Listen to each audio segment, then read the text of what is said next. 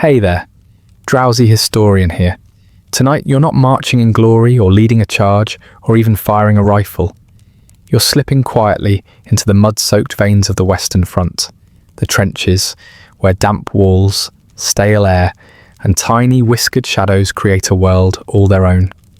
You're not an officer or a hero, just an ordinary soldier assigned the most thankless duty imaginable. Catching rats who seem to be surviving this war far better than the humans. Before we start, do me one small favour. Tell me where you're listening from and what time it is there. If you'd prefer these stories without ads, you can join the Patreon. It's linked in the description. And if you want the ultimate immersive experience, consider using a pair of wireless earbuds. They're comfortable, discreet, and designed so you can wear them even while sleeping. I've linked my favourite pair, plus other sleep tools, in the description. Now, lie back, get comfortable. Let's begin. You ease yourself down the narrow earthen slope into the frontline trench, and the first thing that welcomes you is not a man, nor a sound, nor even a smell. It is the mud. You feel it before you truly see it, the way you might sense an old acquaintance approaching with arms wide open. The ground softens beneath your weight, giving in just enough to reassure you that, from now on, this place will decide how you stand, how you move, and how you regret every decision that has delivered you to this particular moment. The mud folds around your boot with a faint, wet sigh, as if exhaling in satisfaction at having acquired one more human to inconvenience. You did not think mud could have personality, but here it does. Here it has moods. As you stand there, sinking slightly, the air wraps around you with its own damp heaviness. It carries a smell that you wouldn't quite call rot, though that word tries to elbow its way into your vocabulary. It is a dense mixture of wet soil, spoiled rations, old sandbags, and something faintly metallic, an aroma that suggests the earth itself has been stewing in a broth of human activity for far too long. The smell is not offensive in the way a sudden blast of filth might be. Instead, it creeps around slowly, a long dragging scent that settles into your scarf, your hair, your patience. A soldier further down the line offers a half-hearted nod. You return it, though your attention drifts back to the ground, because another step reminds you that the mud wishes to keep you close. It pulls at your boot with more affection than your superiors ever will. You peel yourself free, one shoe making a small suction sound that feels uncomfortably intimate. The sensation repeats with each movement. Squelch, release, squelch, release. An endless rhythm that will surely echo in the quiet hours ahead. You take in the trench walls, slick with moisture, that never quite dries, no matter the season.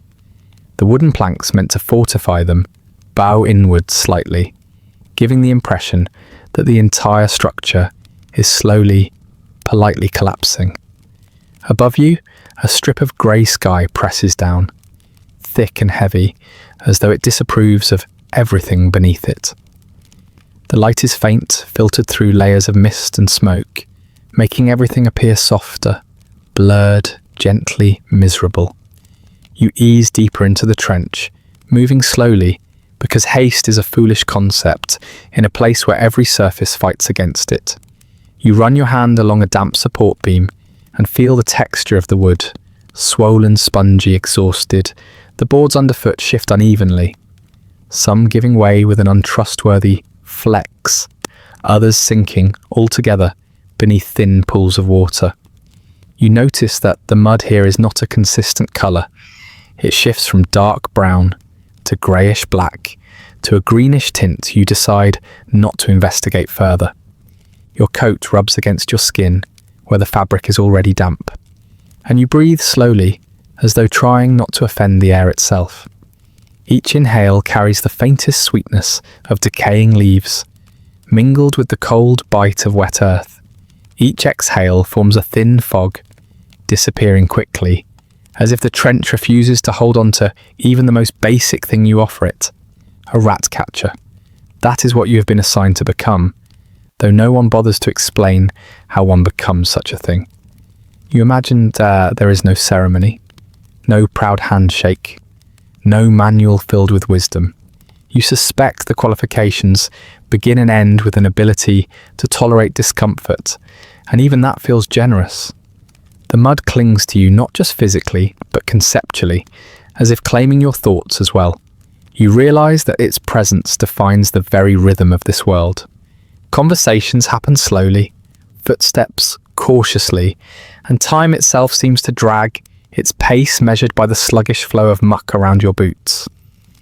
You hear distant artillery rumbling somewhere, far beyond the haze, low, steady like a bored sky clearing its throat. The sound doesn't startle you.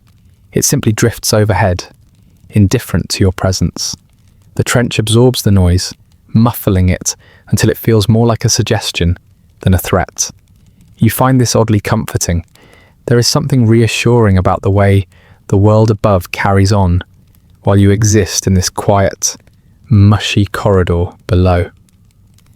A soldier passes you, carrying a crate that leaks mud in a way that suggests it was once dry somewhere far away. He moves with a weary familiarity, stepping where the ground seems marginally stable.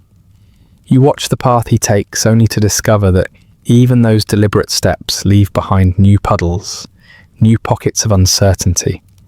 The trench seems determined to remind you that you are learning its rules, but it reserves the right to change them without notice.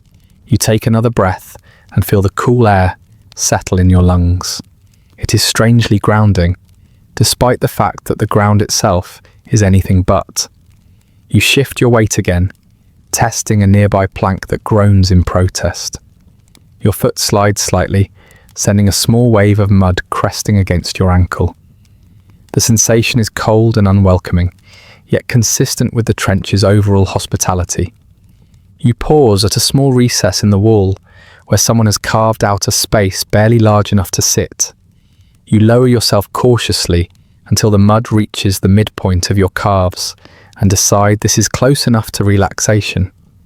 The seat is a simple plank supported by sandbags that leak thin streams of water, as though quietly crying about their situation. From here, you observe the trench's subtle movements. A trickle of water drips rhythmically from a tarp above, tapping the mud below in soft, steady beats. A faint breeze glides across the top edge of the trench, stirring loose bits of debris that fall gently, almost politely, into the muck. Somewhere nearby, boots squish and shuffle in a slow procession. No one walking with purpose, because purpose is difficult to maintain when every step feels like negotiating with a swamp. You rest your elbows on your knees and look out at the narrow corridor stretching ahead, winding, uneven, strangely quiet. Despite the distant thunder of artillery and the occasional clink of gear, this place feels suspended in its own universe, held together by mud, moisture, and collective resignation. You realize that nothing here is hurried. Everything drifts, settles, and sags, including you. Your new career, such as it is, begins not with action, but with simply standing still long enough to accept the environment. You find yourself sinking slightly again, the mud rising with an almost patient persistence. It is a reminder that the ground beneath you is not passive. It is participating in this experience with you, even if you wish it wouldn't. You shift your boots, slow and deliberate, peeling each one free from the mud's affectionate grip. The sensation is soft, wet, and strangely final. You breathe again, tasting the faint metallic chill of the air, and let your shoulders drop. There is no need to rush. The trench has already settled into you, moulding itself around your presence. And in this quiet, soggy embrace, you begin to understand that the mud is not merely a feature of this place. It is the place. It accompanies every step you will take, every tired breath, every task you'll soon be expected to carry out. It softens the edges of the world, slows your thoughts, and, whether you want it to or not, welcomes you into its patient, clinging silence. Here in the trench's heavy stillness, wrapped in mud's persistent embrace, your work is about to begin, though the mud makes no promise that it will let you move swiftly or cleanly or without regret. Here, it simply waits with you, like an old friend who has no intention of leaving. You remain where the mud has decided you belong, a slight hollow formed at the back of your knees, where the trench has claimed a little of you. The damp air presses against your face like a soft, obliging hand, and your thoughts, which have been drifting lazily with the rhythm of dripping water, begin to focus on a new, nearer presence. It is smaller than a man, quicker than patience, and far more accustomed to this particular sort of neglect. It finds you. At first you think the sound is nothing more than the usual score of soft noises that fill a trench. The distant, polite rumble of artillery, the gentle collapse of a sandbag, the idle scraping of a spoon against a tin. Then, as if someone has turned up a whisper, there is the precise, unmistakable tick of tiny claws on wood, followed by the subtle vibration of something scraping at the edge of the plank where your foot rests. Your ears sharpen the way they do when you're alone in a room at night. The world contracts to a single, intimate line between you and the sound. You lean forward, not because you expect bravery from this moment, but because in the trenches, courage is often as modest as the choice to see what your eyes can barely make out. There, in the shallow pool beside your boot, a rat emerges. It pauses, washes a paw with methodical neatness, and then looks up. This rat is not what you imagined in childish stories. It is not frantic, nor does it bear the feverish look of an animal scraping for life. Instead, it sits with a certain comfortable dignity, its fur sleek from the trench's strange diet, its whiskers twitching as if reading the air. Its eyes are small, black beads that reflect the soft light in a way that suggests a creature who has spent many hours learning the peculiar patterns of human behaviour.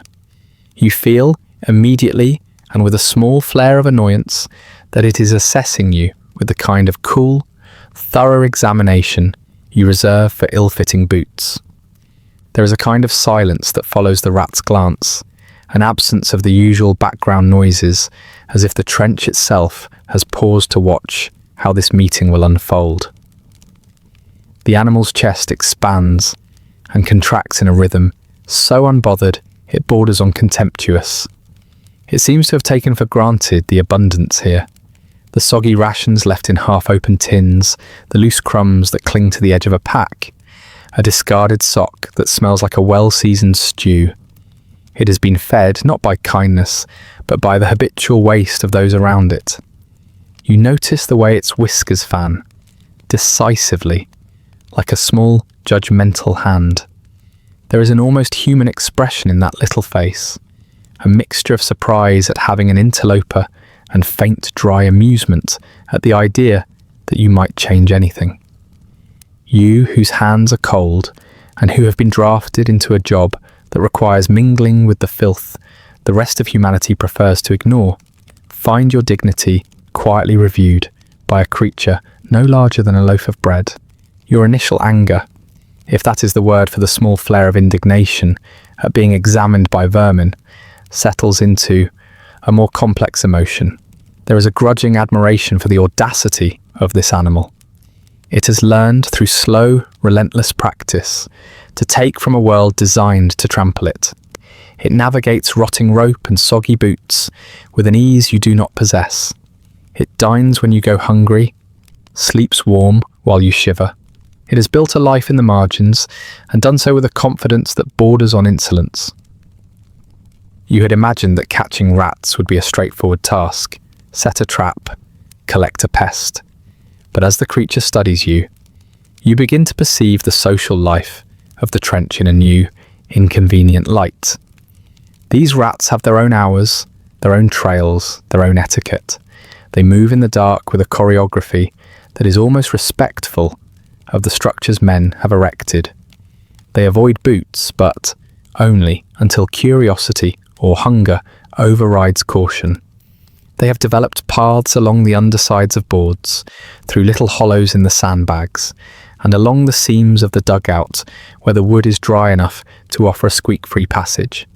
You, by contrast, are a bulky, noisy intruder who stomps where you should step lightly, and whose tools, clumsy traps, crude snares feel like foreign objects in this tiny, well-ordered republic. You remind yourself politely that you were told this job matters. You were informed, once in a tone that suggested factual importance rather than warmth, that these rodents carry disease, that they spoil food and gnaw through supplies. Such arguments sit beside you like dry toast, theoretically nourishing, practically bland. The reality you discover is more complicated and far less heroic. The rats have not merely survived, they have adapted. They have turned what the war leaves behind into abundance. The same hands that complain of hunger also provide crumbs. The same sacks that shelter men shelter them too. You catch a glimpse, for a fraction of an instant, of your own ridiculousness. Standing with a net or trap and expecting to outwit an animal that has made the soggy trench an art form. The rat blinks slowly, an almost affectionate gesture, and then proceeds with its small ceremony of washing. It works its paws with the kind of dignity you wish your superiors would afford in morning drill. You watch the water ripple around its feet, how the creature's movements are economy itself. No surplus motion wasted, no unnecessary rush. For a creature so low on the social ladder, it exists with an admirable calm. It is an organism perfected for this place, while you are an awkward extension of something greater, an idea of a soldier misfitted into the daily, grinding reality of survival. A sudden softer sound draws your focus away, someone muttering under their breath, filling the trench with a private, listless tune. The rat, without fuss, slips into a hole so narrow you cannot imagine your hands fitting through. It disappears as if it had never been, a shadow swallowed by the earth. You are left with a ringing quiet and a faint impression, like the memory of a melody heard in another room. You breathe out deliberately and notice the way the air feels like an old blanket, worn thin in places, but still comforting. There is a small absurd point of solace in seeing the creature vanish. It proves, if nothing else, that the world remains full of both annoyance and grace in equal measure. You find your fingers tightened around the edge of a trap you were given, a clumsy wire box that snaps shut with the same enthusiastic certainty as everything else in the trenches. You place it, mechanically, where you think the animal might move again, because this is what you are paid, or rather, told to do, by those with cleaner boots and more comfortable plans. But even as you set the trap, you are aware that it feels like an act of courtesy more than conquest. The rat lives with a certain discretion. Its movements are choices calculated across nights and damp afternoons. You, with your human impatience, are trying to impose a schedule upon a creature that keeps no calendar. The thought makes you smile grimly. There is a lesson in humility here, if you care to take it. You shift your weight, and the mud protests with a small wet nuisance. Somewhere further along, a kettle begins to sing, thin and shivering, a domestic sound that would be comic were it not so oddly comforting. The rat's presence, brief and elegantly judged, has altered your perception of the trench. It becomes less a series of unpleasant inconveniences and more a complex community where every life, no matter how small, has its own reasons for continuing. As you sit and watch the place settle back into its slow exhalation, you feel the particular tedium of your assigned task settle around you like another layer of damp cloth. Rat catching is not a heroic calling. There is no medal for patience, no public applause for a quiet, effective removal of vermin. Instead, you have the odd privilege of learning the anatomy of a very particular ecosystem. You learn that the pests are not merely pests. They are survivors with reputation and routine. You learn that to be effective in this job requires not brute force, but a study of patience, of small rhythms, and of the subtle art of waiting. Your hand rests on the trap's cold metal. You could, if you wished, force the issue with a practiced cruelty. You could bait and spring and be done with it, collecting a result that will satisfy a ledger somewhere. But the trench teaches subtler ethics. Sometimes the only triumph is understanding why the fight is slightly foolish. You think of how much better the rat looks than some of the men who used to laugh at it. There is a good secret sort of envy in that observation. The creature, in its wet, polished way, seems to have done better than many of the humans around you. For a moment you allow yourself to imagine the rat's life in detail, the warmth of a stolen loaf tucked away beneath a plank, the safe corridor beneath a stack of boxes, the familiar rhythm of the trench that tells it when to venture out and when to retreat. The image is oddly tender.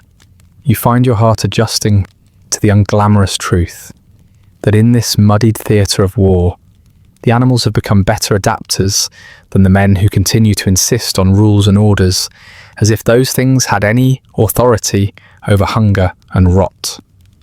A distant footstep, followed by a low laugh, draws your attention back. The world resumes its slow turns. You lift the trap with a care that borders on reverence and move deeper into the trench, following the faint trail the rat left like a map only the initiated can read. The mud yields reluctantly, and you follow, feeling as if you are trailing something wiser than yourself. The hunt, if that is what you call it, begins not with triumph, but with an odd, tired respect. And so you go on, listening to the trench breathe, watching for the flashes of little eyes in the damp edges, learning a trade that is less about conquest and more about negotiation with a world that has learned, improbably, to take the best of what the war offers. You move deeper into the trench as the day thins, and the light above you turns the sky into a cloth so pale it might have been washed one too many times. The damp cools. The air tightens into a familiar, close envelope. Here the world narrows to what is within reach. The smell of oil and rope, the taste of metal on your tongue when you breathe too quickly, the constant background score of tiny lives making themselves at home in the places you are supposed to inhabit.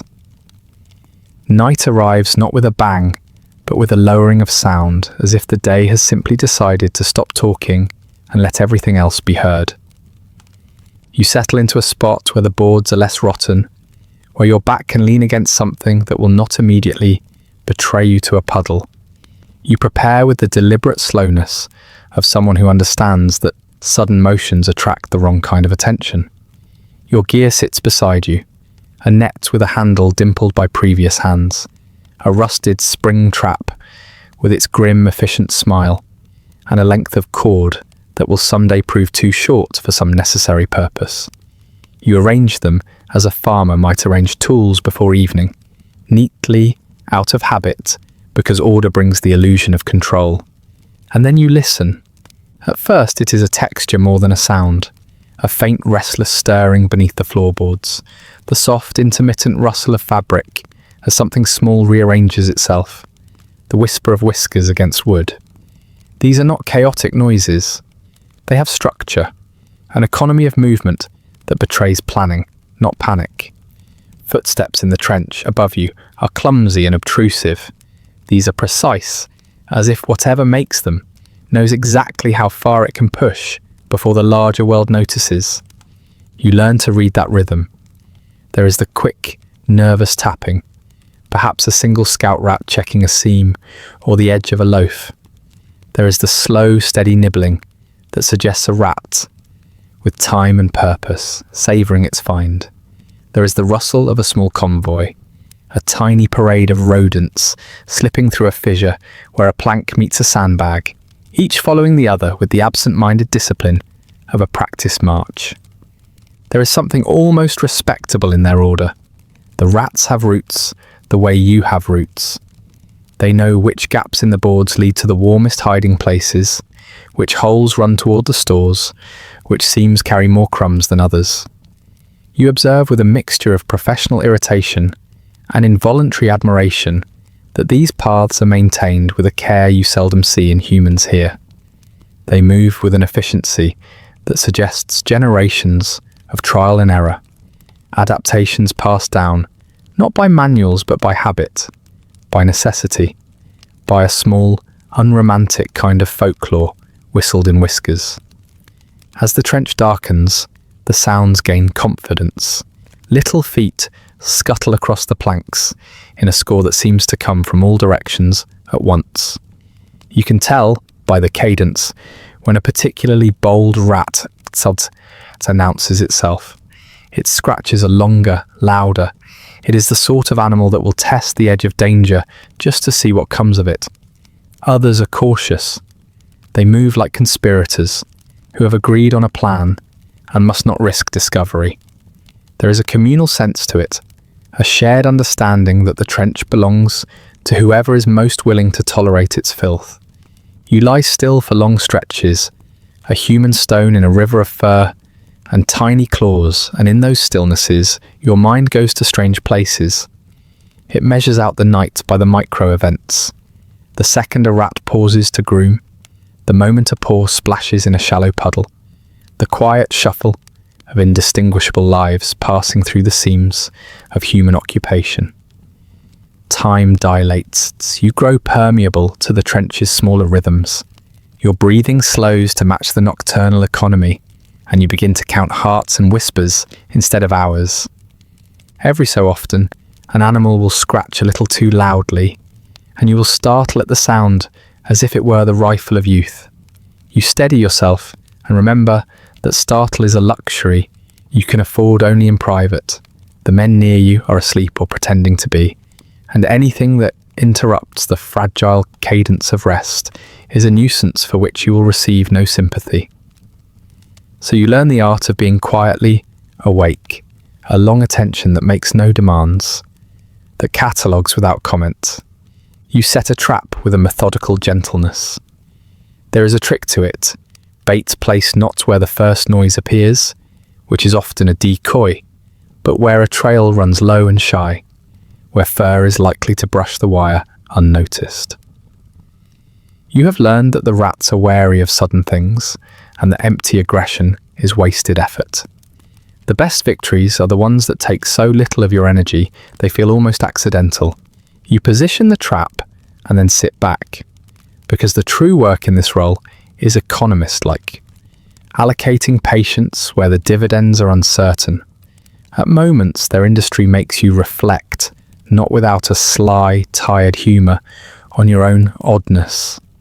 How peculiar that you, a man in a uniform that smells faintly of barley and old ink, must study the behaviours of field mice to accomplish your duty. The war has turned careers into improvisations. You are a reluctant naturalist, an unpaid curator of an unglamorous zoo. Your job requires you to translate small noises into stories of routes and rendezvous to become fluent in the economy of crumbs. The rat's confidence can be infuriating. You watch one, emboldened by success, drag a sliver of stale bread along a plank, barely wide enough for it to pass. It hauls its prize past your boots with a dignity that borders on mockery. You reach out, not to strike, but to test the speed and reaction of the animal. It slips through the gap, as if the world were always constructed to grant it indulgences. You chuckle under your breath, a soft, private sound that the night swallows, because there is something fundamentally absurd about being bested by a creature whose legs are a curiosity and whose life's work consists of nibbling. Sometimes the rats behave like tiny sentinels. One will stop in the open, as if making sure no larger threat approaches, and then emit a faint, high-pitched chirp that is more a signal than a complaint. Others will fan out, scouts on reconnaissance, their small noses seeking hidden caches or the warm breath of sleeping men. You observe them like a spectator at a slow, meticulous ballet and find your annoyance mingling with a precise kind of respect. They are not mindless. They are softly organised, surprisingly bold, and stubbornly optimistic about the trench's provisions. The closer you watch, the more you see of their social life, A pair might groom each other at the entrance to a hollow, an intimate, absurd domesticity that would be comic if not so tender. A small family might huddle in a pocket of dry earth beneath a plank, the little ones pressing their bodies against the belly of a parent for warmth. These glimpses deflate the more heroic narratives you were offered before this assignment, of noble duty and simple aims, and replace them with the messy, quotidian facts of survival. It is not noble, it is necessary. You get to know individual animals by their habits. There is the one who prefers the far side of a waterlogged crate, who always moves with a slight limp and a flair for bravado. There is another, braver and slicker, who never seems to leave the stores and appears almost to be cataloguing human provisions for some grand small plan. You name them in your mind because naming makes them comprehensible. It turns the vast, indifferent ecology into a manageable list. Between the small dramas of the rats, the trench keeps offering thin consolations. A distant laugh, muted and brittle, travels past, and for a second, you are reminded that life keeps a crooked sense of humour, even here. A kettle hisses, and the steam flits through the dim like an ephemeral banner. These are the tiny anchors that prevent the night from becoming entirely fremd, foreign and unmoored. When you finally move, because you must fetch water, check a different trap, or make the rounds, the moving is slow and careful, respectful of the smaller nations at your feet. You find that your own motions have softened. You step like someone who has practiced gentleness. The mud gives and resists in balance measures, and the plank creaks its usual complaints. You feel oddly collaborative with the night, as if you and the trench have arrived at a tacit agreement. You will not mar its quiet if it will not ruin your sleep entirely. By the time the first paler edge of dawn begins to tease the sky, the nocturnal flurry ebbs, and the underground world slips into its own private rest. You straighten, a little stiff, and allow yourself a small, rueful smile. There is a satisfaction in surviving an entire night without being outsmarted by creatures you have been sent to control. Yet there is also a new complicated respect, an acknowledgement that your better judgment, the judgment that knew how to obey orders and make tidy decisions, has been tested and slightly altered by the patient, petty, and oddly disciplined lives beneath your boots. You move along the trench, collecting traps, tallying small, nearly invisible marks of success. The night recedes like a curtain, revealing a world already reshaped by the tiny activities you observed. Crumbs gone from one corner, a damp patch where paws had hurried, a hint of movement behind a box. The rhythm of the day will bring different difficulties, different absurdities. But now, for a thin moment, you keep with you the night's lesson. Quiet observation can be as powerful as any shouted order. You carry this thought like a small private shield, one that will help you approach your work with the peculiar patience the trench demands. The sky begins its hesitant brightening long before any warmth follows it. Dawn in the trenches is not so much an event as it is a gradual surrender of darkness, a slow unbuttoning of the night that reveals shapes you already knew were there. The boards, the puddles, the sagging sandbags. They all reappear in muted greys and soft browns, shyly reclaiming their outlines, like actors drifting back on stage for an encore they never wanted to give. You straighten your back, feeling the faint stiffness that always seems to settle in just before daybreak, as though the night has left its signature across your spine. Your hands rest lightly on your knees, and for a moment you simply let your breath settle. There is a peculiar clarity in this hour, not quite silence, but a quiet filled with the small sounds left behind by the night's secret work. Somewhere behind you, a kettle knocks friendly little puffs of steam into the air. From the next bay over comes the gentle clink of someone adjusting their kit. And between these soft human disturbances lies the lingering presence of the rats, their faint trails, their delicate tooth marks, the smallest scratches in the wood that catch the new light like discreet signatures. You rise slowly, not out of reverence, but because abrupt movement in this place tends to be punished immediately. By mud, or by poorly nailed planks, or by the universe in general. Your boots peel themselves from the ground with a thick reluctance, as though the earth has been waiting all night to make one more claim upon you. Your balance adjusts instinctively, accepting the trench's insistence on unevenness. You gather your tools with the unhurried precision of someone resigned to routine. The traps, the wire, the net. They feel heavier in your hands than they did during the night, though you know the weight is not physical. You begin moving through the narrow passage, each step deliberate. The air is colder now, carrying the faint traces of rain that may or may not arrive later. You feel the dampness settling onto your skin, becoming part of you in the same quiet way the mud has. There is no breeze here. The trench walls cup the air and keep it close. Every sound is sharper in the stillness. Your boots on wood, the soft slide of fabric, the tiny splash of water reluctantly disturbed. Your mind works in careful, slow arcs at this hour, free of the scattered urgency that daytime often imposes. It allows for contemplation, thoughts that drift like smoke rings, expanding in the dimness. You consider the peculiar nature of your assignment, a job that has asked you not merely to catch rats, but to understand them. It is not the sort of work that appears in romantic tales of the front.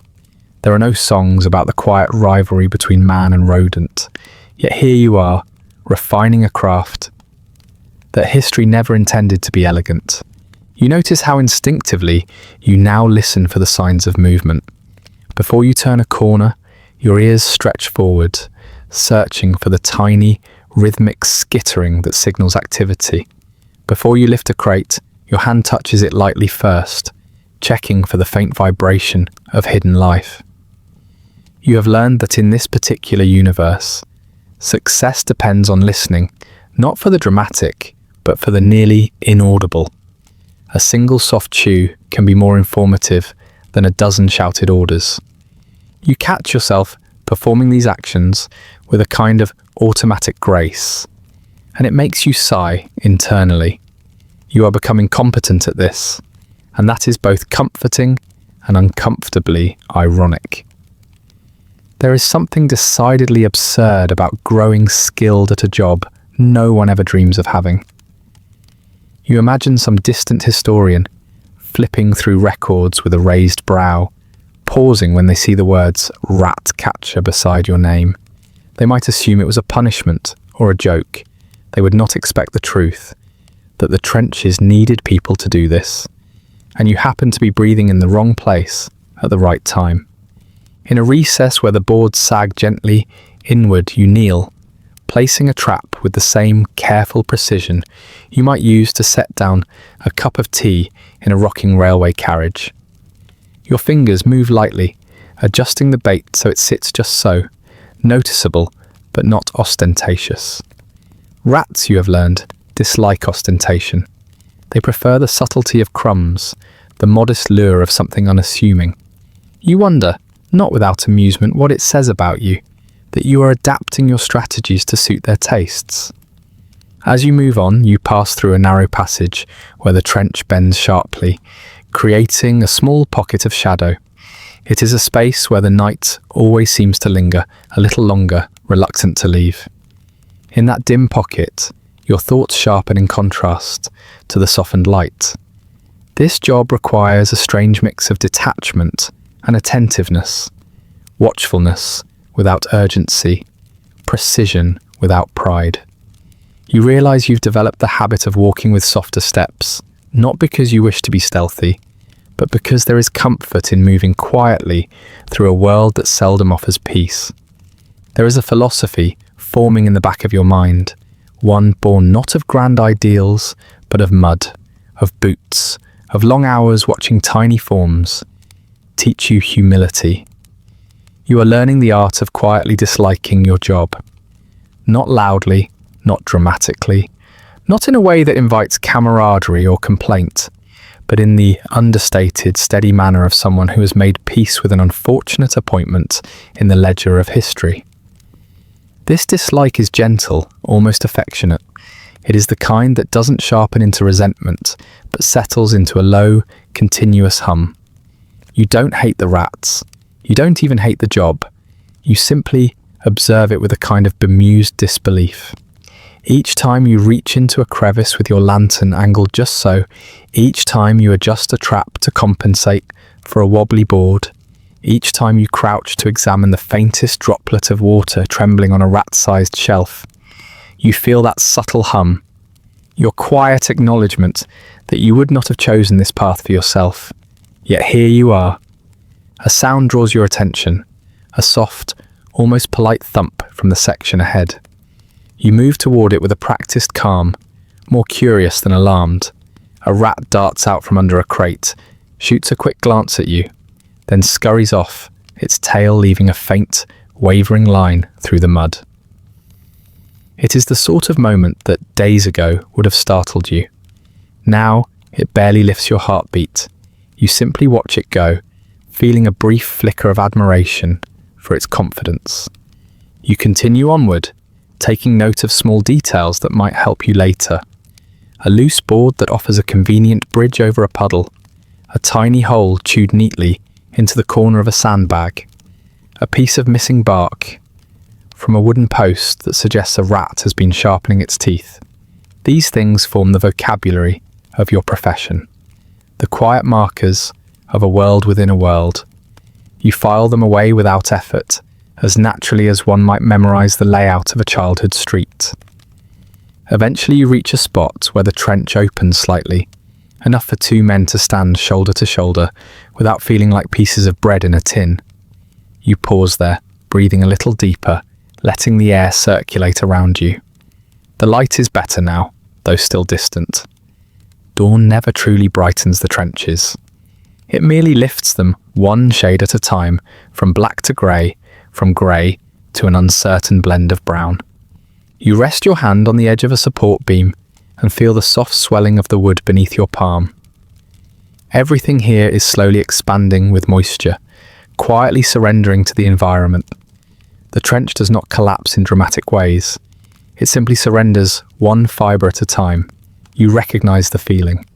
Standing here, you reflect on how history has a peculiar talent for complicating even the simplest tasks. Rat catching should be straightforward, yet it manages to require patience, strategy, intuition, and the sort of observational skills usually reserved for naturalists or philosophers. You find yourself thinking about how often history is shaped by people trying to solve one problem while accidentally creating 5 others. This job is one of those side effects, a role carved out not by design, but by necessity, a reminder that every era produces its own absurdities. The thought makes you smile faintly, a private, weary amusement. You move on. As you walk, the trench gradually stirs with human life. Quiet conversations, muted coughs, the scrape of a spoon along the bottom of a tin. These sounds blend with the texture of your work, fill the spaces between your steps, and soften the oddness of your task. You become one thread in a tapestry of routine, a pattern repeated daily. The watchman, the cook, the medic, the man with the broom, and you, the one who kneels in cold mud to outmaneuver whiskers and claws. The morning lengthens inch by inch and your route continues. You do not hurry. Hurrying suggests purpose, and this job has none of the sharpness that purpose brings. Instead, you have rhythm, a slow, thoughtful pace that belongs to someone who knows exactly what must be done, but feels no obligation to rush.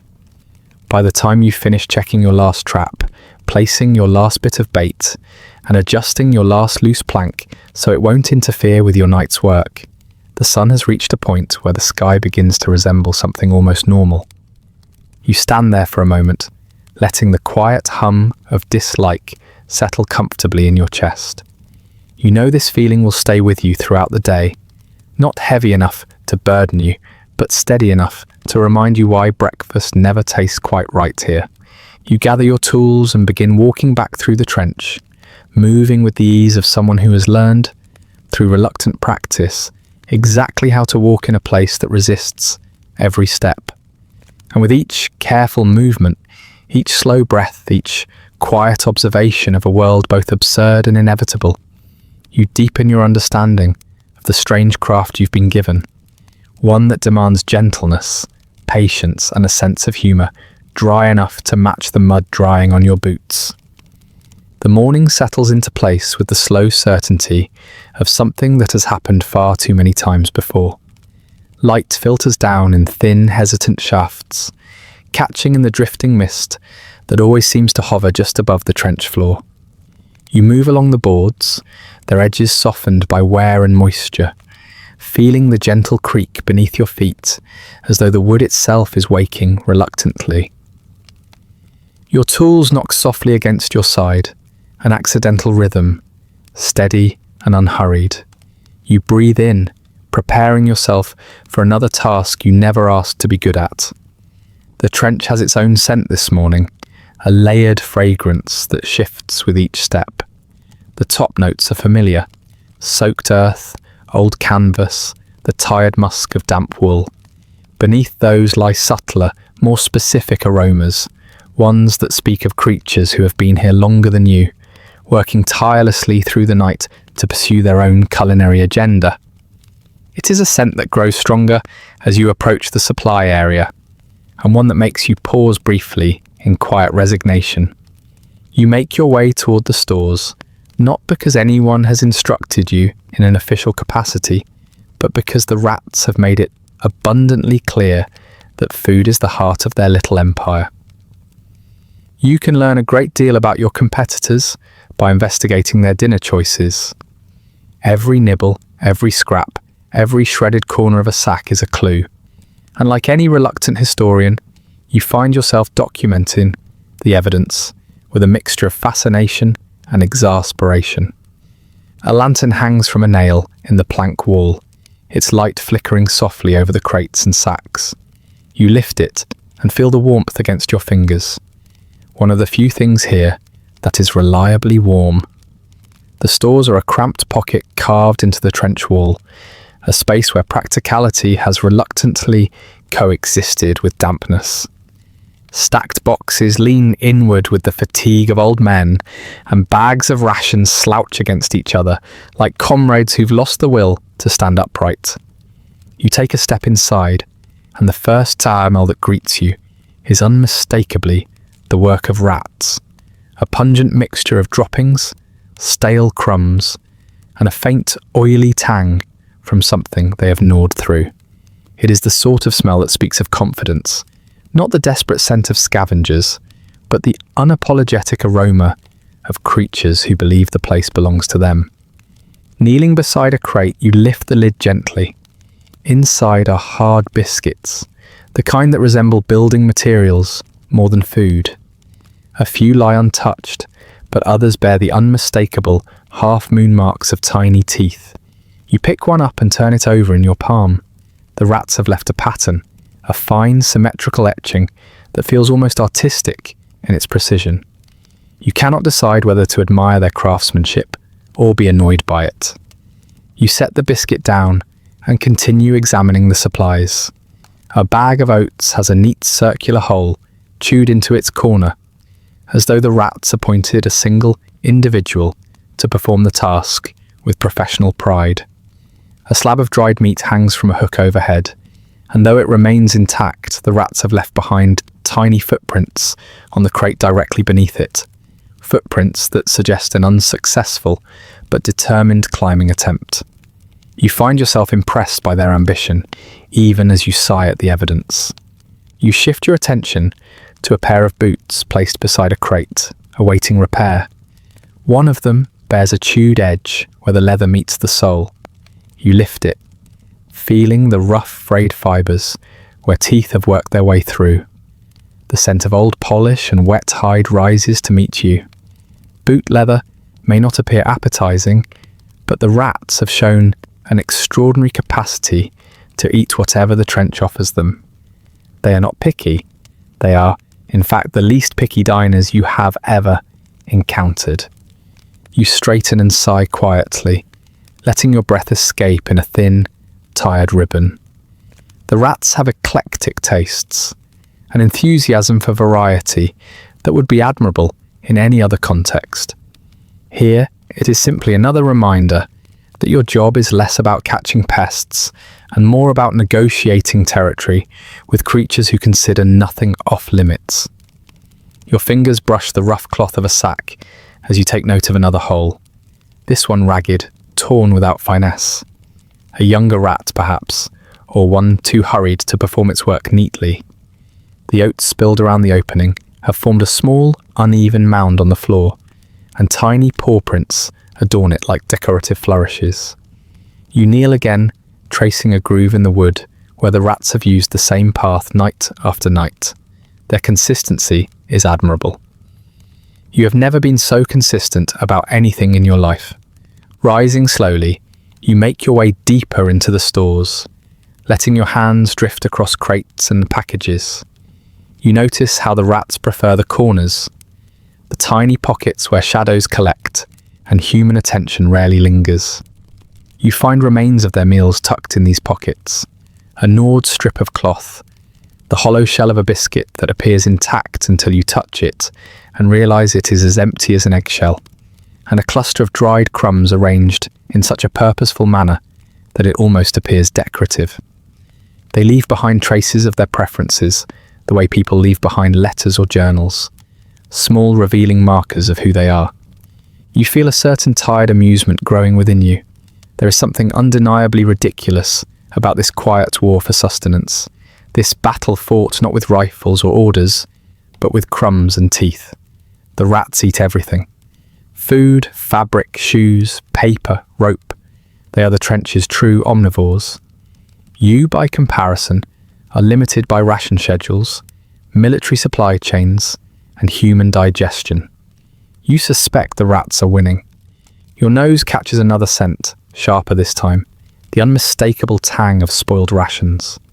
You lift a lid and find a tin of meat swollen slightly, its surface slick with condensation.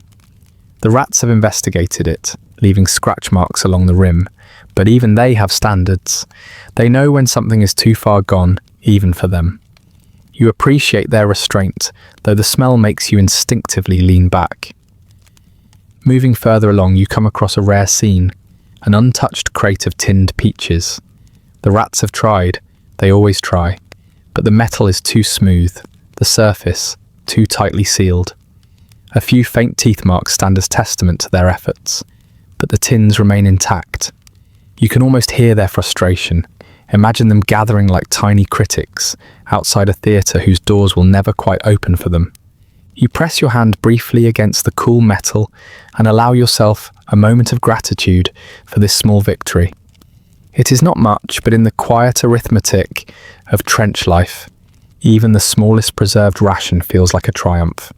You continue your survey, and with each step, the scent map of the space becomes clearer.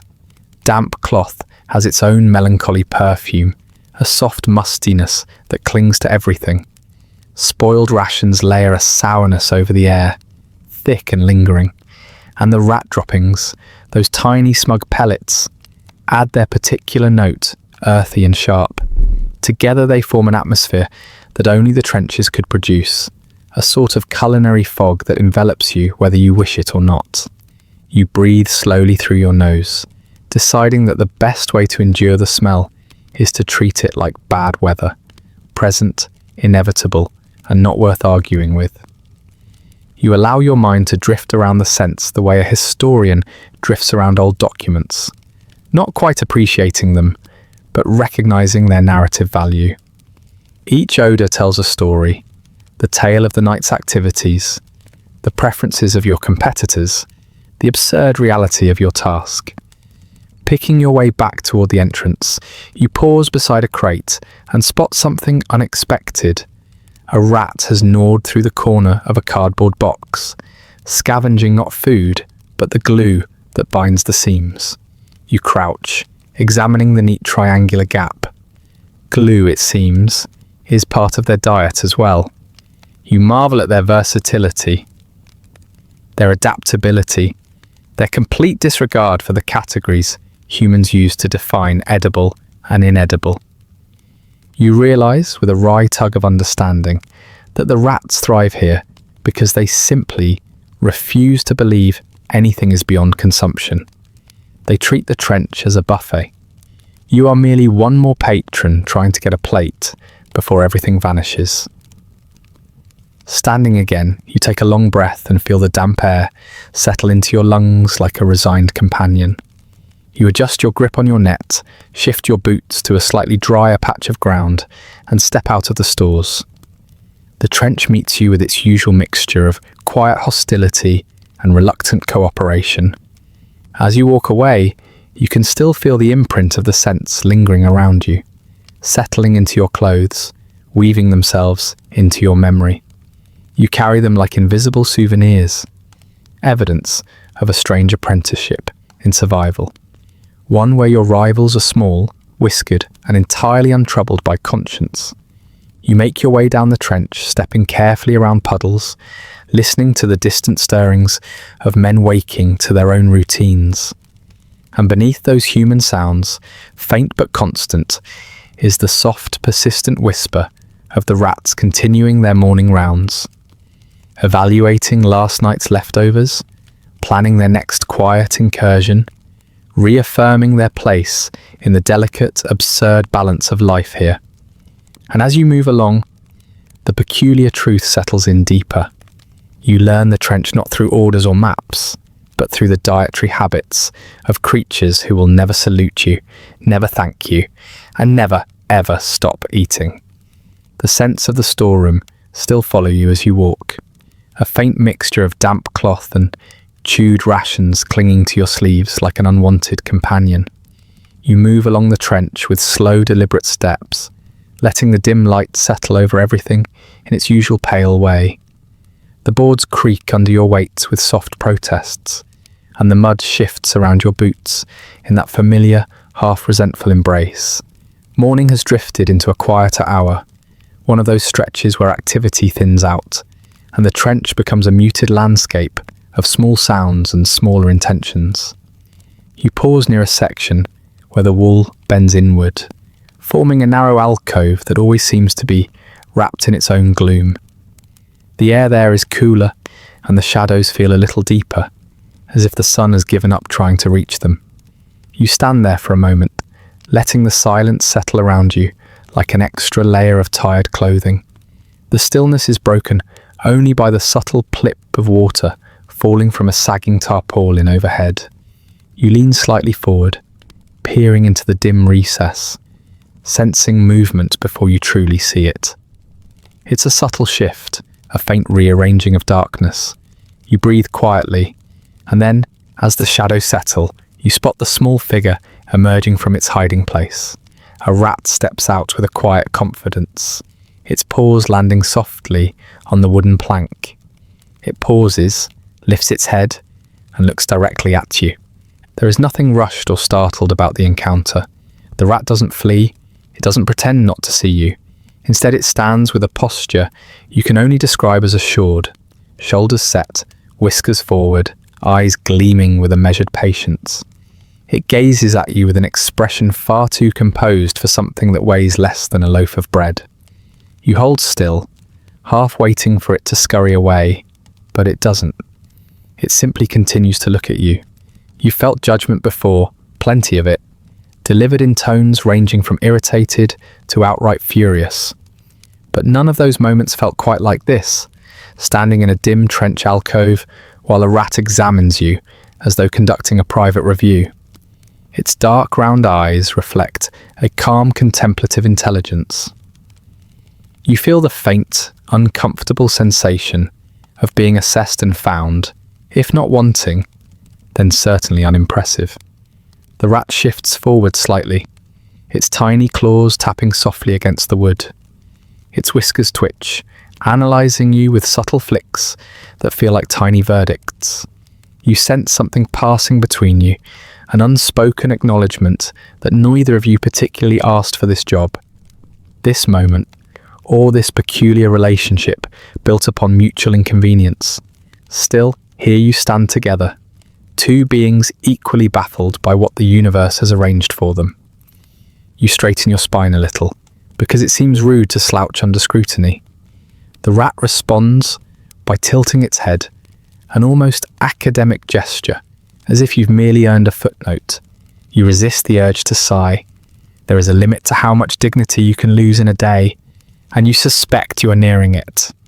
The silence between you deepens. The trench around you quiets further, as though respecting the seriousness of the occasion. Even the mud seems to hold still. You feel the damp chill seeping through the air and settling in your shoulders. You breathe out slowly, and the rat's whiskers tremble slightly in the faint breeze. There is something oddly intimate about having a creature so small look at you without fear. You're accustomed to their quick darting, their instinctual flinching away from boots and lanterns. But this rat remains firmly in place, holding its ground with the calm of something that has survived bombs, humans, winter, and an entire philosophy of improvisation. It knows the trench better than you ever will, knows its tunnels and hiding places, its secret passages and hidden crumbs. You sense that in its eyes, you are simply one more temporary inconvenience in a long list of them. And then, because the universe is fond of subtle indignities, the rat takes one slow step closer. Its nose twitches as it investigates the fabric of your trousers. You hold your breath, unsure whether to move or remain still. Its gaze flicks upward again, and in that brief instant you see something that feels unfairly perceptive. The rat seems to be weighing the sum of your choices, your regrets, and your current state of dampness against its own uncomplicated needs. Food, warmth, and a place where boots rarely tread. You have the dim, sinking realization that the rat is unimpressed. It is not angry, it is not frightened, it is simply disappointed in the universe, in you, perhaps in itself for this strange shared moment. You cannot be certain, but the mutual disappointment hangs gently between you like a soft fog. A faint shuffling sound echoes somewhere behind you. Another soldier, shifting his gear, half awake. The rat doesn't startle. Its composure remains so firm that you begin to wonder whether you are the one intruding on its territory rather than the other way around. The lantern's light flickers, casting a brief glimmer along the rat's sleek fur. You notice now how well fed it looks. Its sides are plump, its coat groomed, its little paws neatly kept. It is thriving, despite everything. The same cannot be said for the humans around you, who shuffle through their days with a dull, resigned exhaustion. The contrast feels sharp, almost comical. You exhale quietly, and the rat takes a small, deliberate step back. Not a retreat, simply a repositioning, as though making a mental note of your behaviour. It sits as comfortably as the uneven board allows and continues to look at you. There is patience in its posture, a patience born not of tolerance, but of expectation. It seems to be waiting for you to do something, anything, that would justify your presence. Unable to think of anything dignified, you reach slowly into your pocket and draw out a small scrap of biscuit. The rat's eyes flick downward, then upward again, as though confirming your lack of originality. You hold the biscuit out, the gesture both peace-offering and admission of defeat. The rat does not move toward it. Instead, it blinks once, slow and almost ceremonial. The message seems clear. It will take your food when it decides, not when you offer it. There is something humbling in that small act of refusal. The trench has stripped away many illusions. About comfort, about heroism, about the noble simplicity of war. But this moment adds a new lesson. Even the smallest creature can reject your generosity. And so, you lower the biscuit to the ground, placing it gently on the plank. The rat glances at it with a kind of professional detachment and then looks back at you. You cannot tell whether it approves or is merely cataloguing the offering for later. A faint breeze stirs the air above the trench, carrying with it the scent of smoke, wet earth, and someone brewing a weak cup of tea. The rat's ears twitch toward the sound, as if acknowledging the broader world, but choosing to remain within this little alcove for a few moments longer. You shift your weight, careful not to disturb the fragile quiet. The rat finally breaks the stare, turning its head just slightly, then glancing back once more. The look is brief, but it carries a message you feel more than understand, a silent note of recognition that neither of you has asked for this life, yet both of you endure it in your own ways. With a final flick of its whiskers, the rat slips back into the darkness of the alcove. Its tail disappears last, leaving you standing alone in the lingering quiet. You remain still for a few seconds, letting the space settle around you. The air feels different now, the light softer, the trench somehow more honest. You pick up the biscuit crumb from the ground, because you know better than to leave food lying out, and place it back in your pocket. As you turn to continue down the trench, you carry with you the weight of that tiny stare, an appraisal more sincere and unsettling than anything shouted across a training yard. You walk with a strange mixture of humility and faint irritation, aware that no matter how many traps you set or corners you inspect, the rats will continue observing you with their quiet, unwavering judgment. And somewhere behind the boards, in their warm little corridors, they are probably discussing your performance. The rat's disappearance leaves behind a stillness that settles into the walls, the planks, even your own posture. You remain there for a quiet moment, letting your breath soften, listening to the faint stirrings of life threading through the narrow passages. The trench feels different in the minutes after such encounters, quieter but more aware, as if it has drawn in a long contemplative breath and is waiting to exhale. You move away from the alcove, stepping carefully along the familiar, uneven boards, and find a place to rest for what remains of the night. The dimness folds over you like a thin blanket, and you let your thoughts drift somewhere between waking and sleep. The trench hums with its usual low murmurs, drips, sighs, the distant grumble of artillery that sounds more tired than threatening.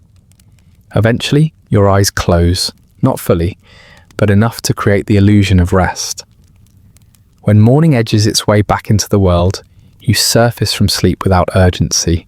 Your breaths move in slow, deliberate waves, each one carrying the weight of damp air and the faint ghost of night's cold still clinging to your clothes. The boards beneath you offer their familiar stiffness as you stretch your legs. For a brief moment, you let your gaze wander along the line of the trench, observing the muted glow of dawn settling onto the mud as though it is painting everything in the softest possible greys. Far above, the sky yawns with a thin, pale light. It is not bright. Nothing here is bright, but the softness of the morning feels manageable, like something that won't ask more of you than you can give. Somewhere off in the distance, the artillery lets out a long, disinterested rumble. Nothing abrupt or sharp, just a low roll that resembles thunder, losing interest halfway through its performance. You listen to it with the same casual attention you might give a kettle warming on a stove, present but not pressing. You breathe in the air, carrying its usual bouquet of old earth, canvas, and a hint of iron. There is serenity in these early hours, not because the trench is peaceful, but because your expectations are low enough to find comfort in anything that isn't actively unpleasant. You brush off your coat and gather your tools with a practiced ease that requires no thought at all. Routine has become its own strange companion. Every movement feels like an old conversation you have had countless times. Quiet, predictable, and occasionally absurd. You step into the narrow passageways, your boots making their familiar, muted thumps, softened by mud that never seems to dry. The trench stretches ahead of you in its winding, sagging way. The boards lean but continue to hold. The sandbags slump but still manage to keep their shape. Everything here is on the brink of surrender, but stubbornly refusing to actually collapse. You sympathize with it more than you care to admit. As you begin your morning rounds, you slip naturally into the rhythm of your work. There is no urgency, not with this job. Rats do not heed schedules, and you have learned not to bother pretending yours matters. This, strangely, has made you calmer. You move with unhurried steps, pausing at corners, letting your eyes adjust to shadows that never seem ready to reveal what they hide. You listen for the small signs of life, the faint scrape of claws behind a board, the soft rustle of straw being rearranged in some hidden nook. You have become fluent in your own weary way, in their language of tiny sounds. You take a moment to inspect a section of wall where a rat left faint marks days earlier.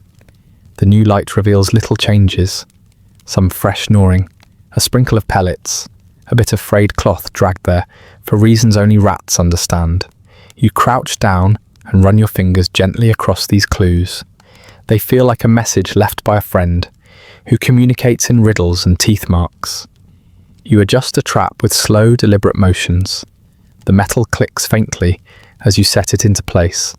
Your hands move without hesitation, guided by repetition rather than ambition. There is something almost meditative about the act. Careful, small adjustments, the soft clink of wire, the knowledge that your efforts may or may not matter in the slightest. You've long since accepted that you are routinely outsmarted by creatures who can fit inside your boot. The absurdity has worn down into something close to affection, or at least an understanding.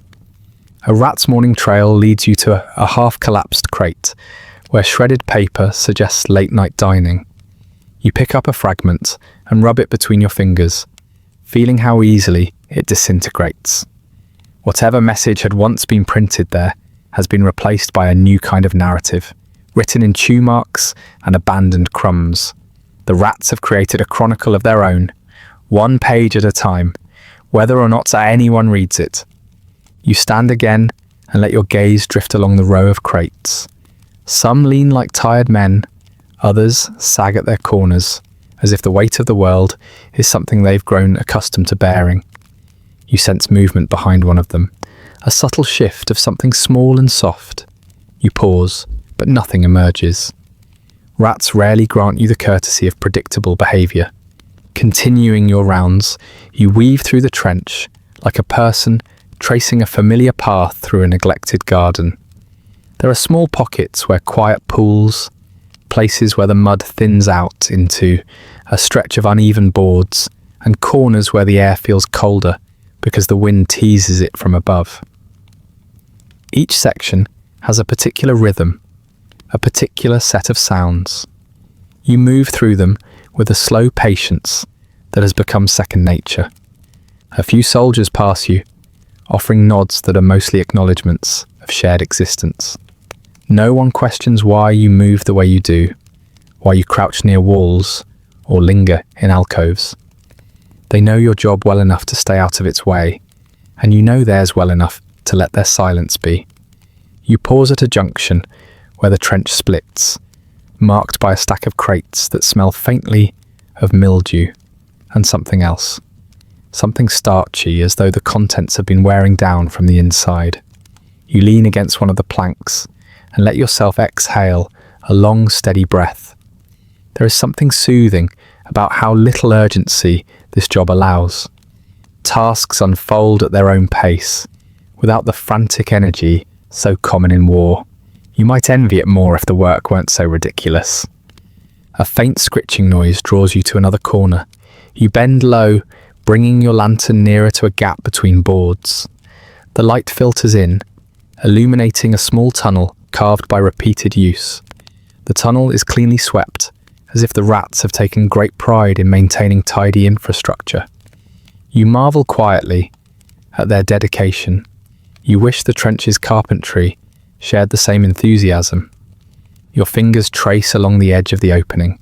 The wood is smooth, worn down by countless tiny pores. You sense that rats slipped through this passage not hours ago, weaving through the dark in their silent procession. The thought gives you that familiar blend of irritation and reluctant admiration. They are efficient.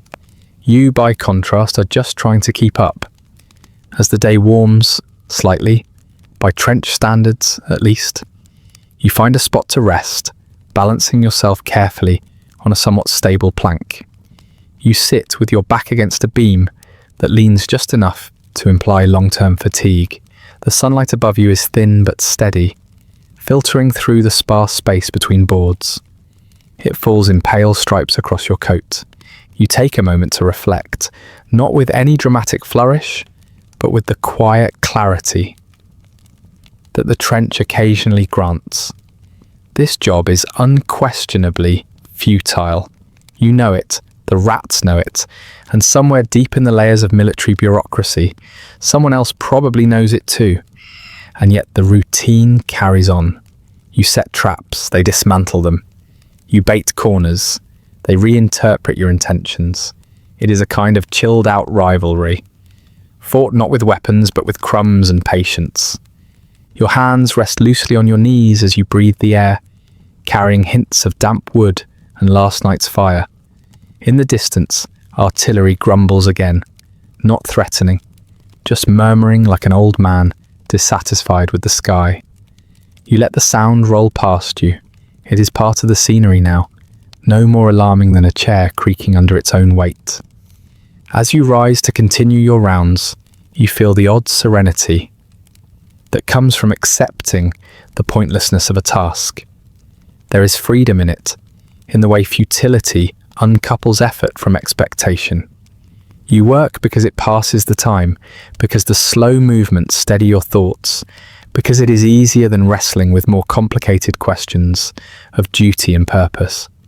You walk on, letting the soft light guide your steps, and find a kind of quiet balance in the steady repetition of your job. The absurdity of being outsmarted by small whiskered creatures becomes a gentle kind of companionship. Their presence shapes your days, your movements, your humour. You imagine them watching you from hidden corners, taking notes on your form, discussing your performance in their tiny rustling gatherings. And as the morning settles into its full shape, you recognise that the trench, in all its damp resignation, has given you a rhythm. A strange one, a futile one, but a rhythm nonetheless. A rhythm made of soft steps, quiet breaths, and the knowledge that somewhere in the shadows, whiskers are already at work, planning their next small triumph over your best-laid traps. The trench settles into its late morning quiet with a familiarity that feels almost deliberate, as though the place has agreed to suspend its usual irritations out of courtesy. Your footsteps, softened by mud and habit, carry you further along the narrow path, past crates that lean like tired shoulders and sandbags that appear to be slowly sliding toward retirement. Here and there, faint footprints of your whiskered competitors mark the boards, delicate little hieroglyphs that suggest the routes they have taken, the crumbs they have evaluated, the corners they have judged worthy of investigation. You pause beneath a section where the trench narrows, not enough to trap you, but enough to demand that you breathe a little more carefully.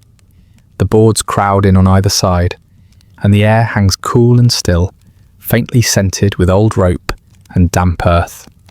A trickle of water drips somewhere behind you, steady and patient. It has been dripping since before you arrived, and it will continue long after you leave. You find yourself oddly comforted by its persistence. Your tools rest beside you, your traps, your net, the bits of wire you carry for repairs. Their weight no longer feels like a burden. It's simply a quiet fact of your daily existence, as unremarkable as the mud on your boots or the faint ache that settles in your back after a night of too many small awakenings. With the morning work mostly done, there is nothing immediate left to chase. No surprise scrabbling, no hurried footsteps, no sudden flicker of whiskers darting across your path. So you sit, not dramatically, not with any expectation, just a soft descent into the familiar recess of a low wooden plank that has served as a seat for innumerable moments like this. You settle your elbows on your knees and let your hands hang loosely, neither tense nor idle. The lantern beside you flickers with small tired flames, painting gentle gold strokes across the damp boards. You listen. There is always something to hear in a trench, but during these hours, the sounds drift lightly, arriving without urgency. A faint rustle in the gap between two planks, a muted scuff far down the line where a soldier shifts his weight, the soft breath of wind too weak to reach you fully. The distant churn of artillery, so subdued it feels like an old man clearing his throat from miles away. Everything blends into a rhythm, so subtle it almost becomes soothing. You hadn't intended for this job to resemble meditation, yet it has a way of guiding you there, nudging you slowly, insistently, until your mind quiets without your permission. You find yourself watching the space before you with an almost ceremonial attentiveness, eyes tracing minute shifts in shadow, noting the smallest tremors of movement. A bit of straw quivers where there is no breeze. Your attention sharpens slightly. Perhaps a whisker brushed against it beneath the boards. Perhaps not. You wait, letting the possibility settle. Nothing emerges, but the waiting itself fills the moment with purpose. Your breathing falls into an unhurried cadence. You inhale the dampness, the faint musk of soil, the ghost of last night's smoke. You exhale the fatigue you always carry here, feeling it dissipate a little with each breath. The trench, in its own stubborn way, slows you down until even your thoughts match its pace. The longer you remain still, the more you notice the delicate choreography around you. A shiver runs along a cobweb in the corner. A droplet falls, colliding with another in a tiny hollow tap. The dirt shifts beneath some unseen creature's cautious step. You're no longer actively searching for the rats. Instead, you've slipped into a state where you simply notice them, without impatience, without expectation. There is something strangely calming about the surrender. You cannot force them to appear. You cannot dictate their movements. All you can do is observe the space and accept that it belongs to them as much as to you. Your tools lie untouched beside you, but their stillness now feels like part of the ritual. They don't need to be used in every moment. Sometimes the work is simply waiting, letting the world unfold at its own unhurried pace, accepting that your presence does not command respect here, it merely coexists. You hear the faintest movement, a soft scritch of tiny claws somewhere within the wall. You don't turn your head toward it. You allow the sound to exist without demanding more from it. It comes again, a bit louder, as though something inside is rearranging its morning plans. Then silence returns, smooth and undisturbed. You close your eyes briefly, just long enough to steady your breathing. The trench darkens behind your eyelids, becoming a place of pure sound and texture. You can feel the damp coolness against your skin, hear the small exhalations of the world around you, sense the steady heartbeat of earth and wood, and you lose track of time, not dramatically, but gently, like someone miscounting the slow, easy drips of water. When you open your eyes again, nothing has changed, and yet everything feels slightly different. The stillness is deeper, the air slightly warmer, the shadows softer. You shift your weight only because your legs ask for it, not because your thoughts prompt you. This job, without your permission, has taught you how to be patient. You find yourself smiling, faintly and privately, at the absurdity of it. Rat catching. This strange, muddy occupation has become an accidental meditation practice. Not the kind promised in serene temples or quiet books, but a version forged from damp boards and tiny footsteps. A meditation built on acceptance rather than grace. You realize with surprising clarity that control is something you surrendered long ago. The trench decides when the rats appear, when the mud deepens, when the wind reaches you. The rats themselves decide whether your traps succeed or fail, whether your bait is acceptable, whether your presence is tolerable. Your role is simply to show up, to wait, to observe, and occasionally to succeed by accident more than intention. You shift your shoulders and listen again. A faint flutter catches your attention, possibly a rat brushing against a paper scrap. Your senses sharpen reflexively, but your body remains calm. The noticing is enough. You don't force yourself to react. A soldier passes by, his boots making wet, muffled thuds.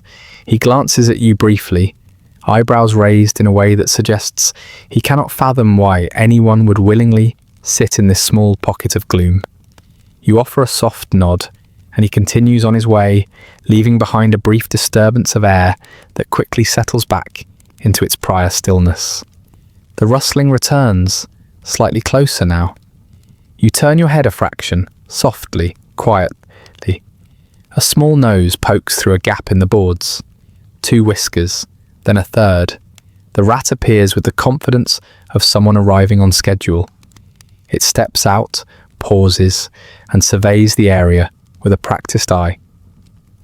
You remain still, breathing softly, not intruding.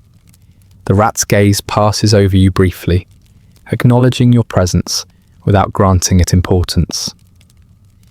It moves along the edge of the plank, its tiny paws making faint patterns in the grime. It seems content, or at least content enough. It disappears behind a crate, leaving behind a faint trail of paw prints. Delicate, purposeful, almost calligraphic. You do not chase it, you do not set a trap, you simply observe, allowing the moment to exist as it is. You know there will be time later for work, time to reset traps, reposition bait, gather whatever tools the routine demands. But right now, this quiet communion feels more significant than any practical effort. Hours drift, you cannot say how many. The trench remains a patient, unchanging backdrop. The sounds ebb and flow. Your thoughts wander without urgency. Even your fatigue feels different. Not sharp or burdensome, but soft, somehow shared with the world around you. Eventually you rise to your feet, stretching your legs with the gentle ache that comes from having been still for too long. Your tools clink faintly as you gather them. The air feels a little warmer now, carrying the faint scent of someone heating something vaguely edible. Life in the trench resumes its slow shuffle. As you walk on, your steps fall back into their usual rhythm. You feel lighter, not because the work has become easier, but because you've allowed yourself to exist in it without struggle. A small whiskered creature might appear at any moment, or it might not. Either way, the day will unfold exactly as it chooses, and you, with your quiet breath and your calm, resigned patience, follow along. You carry the stillness with you as you begin walking again, the calm weight of your unhurried waiting, lingering in your shoulders, your breath, even the quiet shift of your boots through the damp boards. The trench doesn't feel any different, yet something in you has softened into its rhythm, an acceptance of the slow churn of hours and the peculiar company you keep. As you wind through another narrow turn, the boards creaking softly beneath your feet, the day opens into that lull where duties become vague suggestions rather than firm instructions. No one calls for you. No one asks after your progress. The officers have larger worries, the soldiers their own tasks, and the rats, well, the rats seem to have a stronger sense of purpose than anyone else in this muddy labyrinth. So you let your steps lengthen into a quiet wander, letting the trench guide you where it wishes. The midday light is muted by the boards overhead, falling in pale slices that catch on puddles and the damp sheen along the walls. The air tastes faintly metallic, the sort of taste that only lingers in places where too many seasons have passed without ever truly beginning. Your thoughts drift easily, perhaps too easily. Rat catching has trained your mind to fill empty spaces with the only company that doesn't mind listening, yourself. You find the conversation begins on its own with a sigh that feels like it's coming from somewhere deep inside your ribs. Well, you think to yourself, at least the rats don't ask questions. It's a generous way to frame the situation. What it really means is that no one else wants to talk to you about the craftsmanship of rat tunnels, or the dietary preferences revealed by half-gnawed biscuits, or the subtle elegance of tiny paw prints on damp wood. These topics have a way of silencing mess halls. You turn another corner, brushing lightly against a sagging sandbag, and let your internal monologue continue. The trench has a way of coaxing such thoughts from you. Quiet, reflective, mildly sarcastic musings about your role in this strange chapter of history. You step over a puddle, the water shivering faintly as your shadow brushes across it. Your boots land on a patch of wood where the grain has swollen into ridges, and you steady yourself with a slow hand against the wall. You don't resent the inconvenience. This place has its own way of reminding you that the ground, like everything else here, must be approached gently. Another set of thoughts sweeps in, larger, slower ones. You wonder why history insists, time after time, on inventing professions so strangely specific that they seem almost fictional. Somewhere in the archives of the world there must be job descriptions for men who polished armor that no longer protected anything, or scribes who copied documents that no one ever intended to read. And now you have joined that lineage, a specialist in an occupation that only exists because war forgot to tidy up after itself. A faint rustle catches your attention. Not urgent, just present. You turn your head and catch the small shape of a rat slipping along the base of a board, its movement smooth and unbothered. It pauses briefly to glance back at you. There is no judgment this time, just acknowledgement. A simple silent there you are. You nod back because the trench teaches you to treat even fleeting moments of recognition as currency. The rat vanishes behind a crate with the sound of a gentle scuffle, and you continue walking, feeling oddly reassured by its presence. The rats may not speak, but they are never entirely absent. Your internal monologue picks up again as you walk through a wider section of trench where the ground is slightly raised and the wood feels marginally less tired. This job might be easier if the rats held office hours, you think. Make an appointment at dusk, discuss mutual grievances, negotiate crumb rights. The image feels ridiculous enough to entertain you for several steps. You imagine a rat seated behind a tiny desk, sorting grain like paperwork. Perhaps it stamps your request with one of its little paws before dismissing you with a whisker twitch. You shake your head softly at the thought and brush dampness from your sleeve. Two soldiers sit nearby, sharing a cigarette in a silence that feels companionable but heavy. They give you a brief nod as you pass, a shared recognition that you exist even if your task remains vaguely mysterious to them. You return the nod with the tired courtesy of someone who knows their role is unusual but necessary, even if no one wants to think too deeply about it.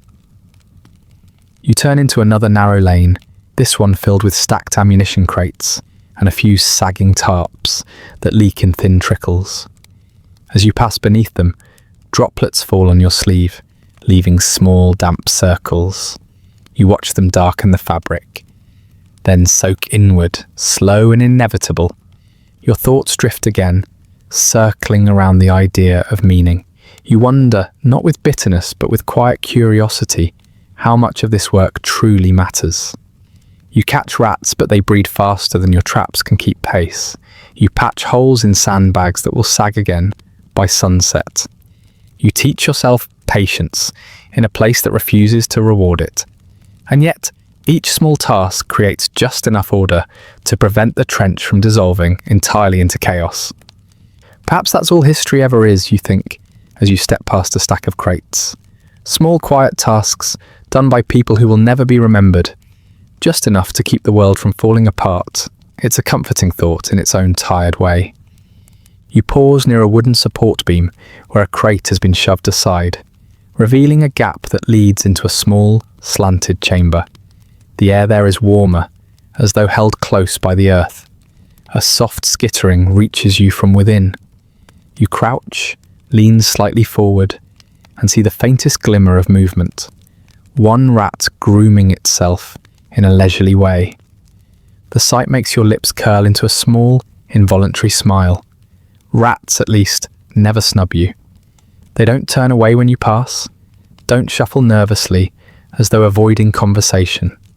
They simply continue living in your presence, acknowledging you with the practical neutrality of creatures who accept the world as it is, not as they wish it to be. Well, you think, someone in this trench is comfortable. The rat pauses its grooming, lifts its head, and looks at you with that familiar glimmer of shared understanding. A silent conversation passes between you, one built on coexistence, annoyance, mutual inconvenience, and a faint, oddly comforting recognition of each other's role in the strange ecology of the war. You straighten your legs and rise slowly, wiping your palms against your coat. Your internal monologue drifts lazily into another question. If rats kept diaries, what would they write about me?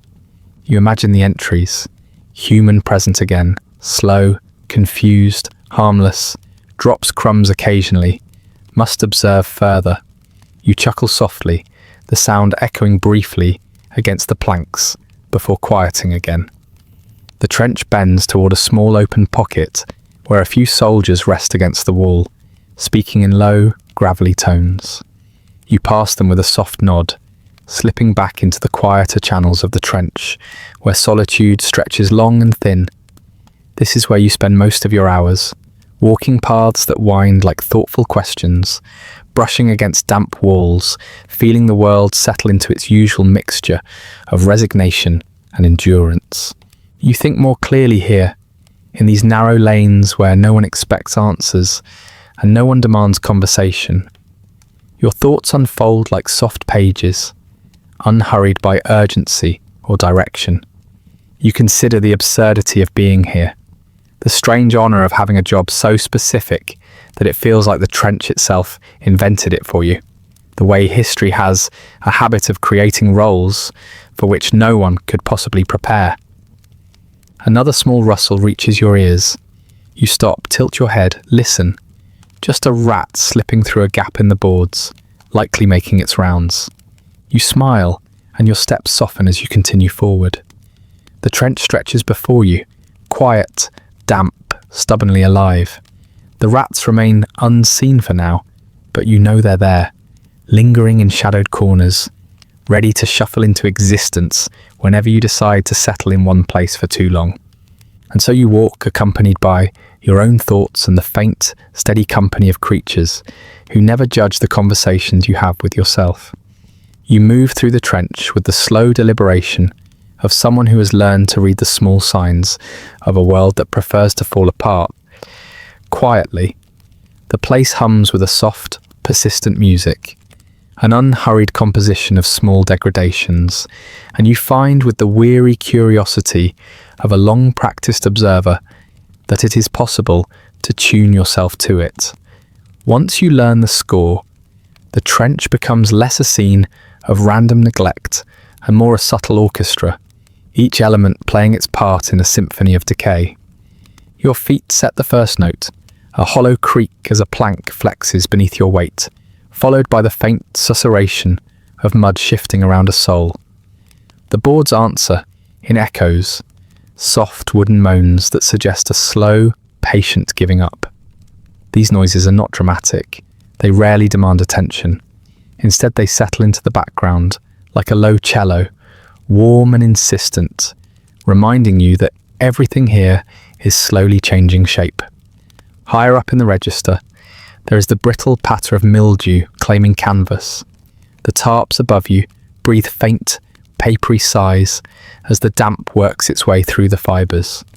You can tell where the mildew is thickest by the way the cloth sags, forming neat, mournful waves.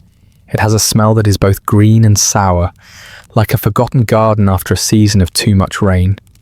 You inhale it anyway, part habit, part necessity, and the scent slips into your clothes, into your hair, as if the trench expects to be carried with you. Wood reacts to this place with a language of its own. You press a palm against a support beam and feel it yield, faintly spongy under your touch. The grain has swollen, puckering in places where water has been patient enough to make changes. Nails poke their heads up in small hesitant questions. Planks shift and settle in ways that suggest the builders used haste as their chief material. You listen to the beam's micro-conversations, the tiny creaks as joinings loosen, the soft sigh when a nail gives a little. Each sound is a tiny punctuation mark in the trench's long story of wear. Water is the percussion section, constant and oddly musical. It finds its way anywhere and everywhere, a steady drip from a leaky seam, a slow thread of moisture tracing the inside of a sandbag, the small consonant plip when a droplet falls into a puddle, and then another. The droplets are patient claps, spaced irregularly enough to keep you attentive, but not so often as to alarm. In the quiet stretches, they gather into patterns, the occasional roll of multiple falls that reads like a measured, reluctant applause for the day's slow labour of dissolution. Between these elements, the smell of rot adds a tenor that is both gentle and accusing. It is not a violent stench, instead, it is the low, slightly sweet aroma of organic matter surrendering to time and damp. Cloth fibres give up their stiffness and fold into softness. Rope frays and loosens into threads that brush your hand as you pass. Even the leather on a boot softens, puckering into small valleys where water has collected. Each scent is a lesson in impermanence. You breathe them in and, for a brief, rueful instant, learn to appreciate how the world moves from order into texture. You find yourself moving slowly, so the trench's small sounds don't startle you into clumsiness. There is an odd courtesy to this manner of walking. It is the kind of politeness the place demands. Your hand brushes a canvas flap, and the fibres leave a faint powder on your thumb, like a whispered apology. You wipe it off on your coat and continue, thinking about how much of this environment has been allowed to decline because people had other, louder disasters to attend to. The rats, of course, contribute their own instruments. Their tiny feet on wood provide a staccato that cuts through the lower drones of mildew and warped beams. Sometimes their grooming is a delicate pizzicato, a quick, precise action that leaves the air taut and focused. Other times they produce soft, consonant rustles as they burrow through sacks or drag crumbs along their paths. Their presence is a practical one, part rhythm, part commentary, part irreverent laugh at the expense of the human occupants who insist on calling this place orderly. You crouch beside a crate that has been compromised by damp and examine the soft rim where cardboard has given way to a velvet-like fuzz. The surface crumbles at the slightest touch, leaving a faint trail of grey dust on your fingers. It is unassuming decay, but the particulars of it are fascinating if you allow yourself the license to be amused. Each weakened seam, each surrendered corner, reads like a footnote, explanations for how the trench will be remembered, not by heroic gestures but by slow attrition. A line of sandbags leans into the passage, their once precise edges softened into gentle waves. You run a thumb along the coarse weave and find little beads of water clinging to individual threads. The bags exhale tiny puffs of damp into the air, and every so often a loose strand sheds itself, falling like a tired hair. The sight is small and absurd, and you feel a flicker of amusement in your chest, an almost tender recognition of the way the world wears down. Even the discarded items of human life contribute to the score. A tin, left half buried in mud, sings a dull metallic note when your boot brushes it. A pair of gloves soaked and stiff offers a soft, flat thud as they settle. Paper curls into brittle, whispering shapes that sound like tiny, complaining ghosts whenever stirred by a passing hand. These are not objects of drama. They are the minutiae that make up the trench's daily music, a lullaby written in slow decay. For a moment you stand perfectly still and close your eyes, letting the sounds fold themselves around you. The effect is odd and almost indulgent. You feel yourself participating in the place's attrition, not as a victim, but as an attentive listener. There is a kind of melancholy satisfaction in recognizing that these noises will go on long after any single man's presence dissolves. The trench will continue to sing its song, reshaping itself in small, quiet ways that no grand narrative will notice. You consider the particular roles the rats play in this symphony. They are not merely eaters and annoyances. They're also agents of change. Their gnawing accelerates phrase. Their burrowing opens access for water. Their dragging rearranges crumbs into new patterns that feed other creatures or encourage further erosion. In a perverse way, they are caretakers of entropy, tiny conductors keeping the orchestra in motion. A slight draft moves down the trench and carries with it the smell of something new. Faint smoke, perhaps, or the clean, bright note of someone boiling tea. It lifts the score for a moment, introducing a warm chord that softens the air.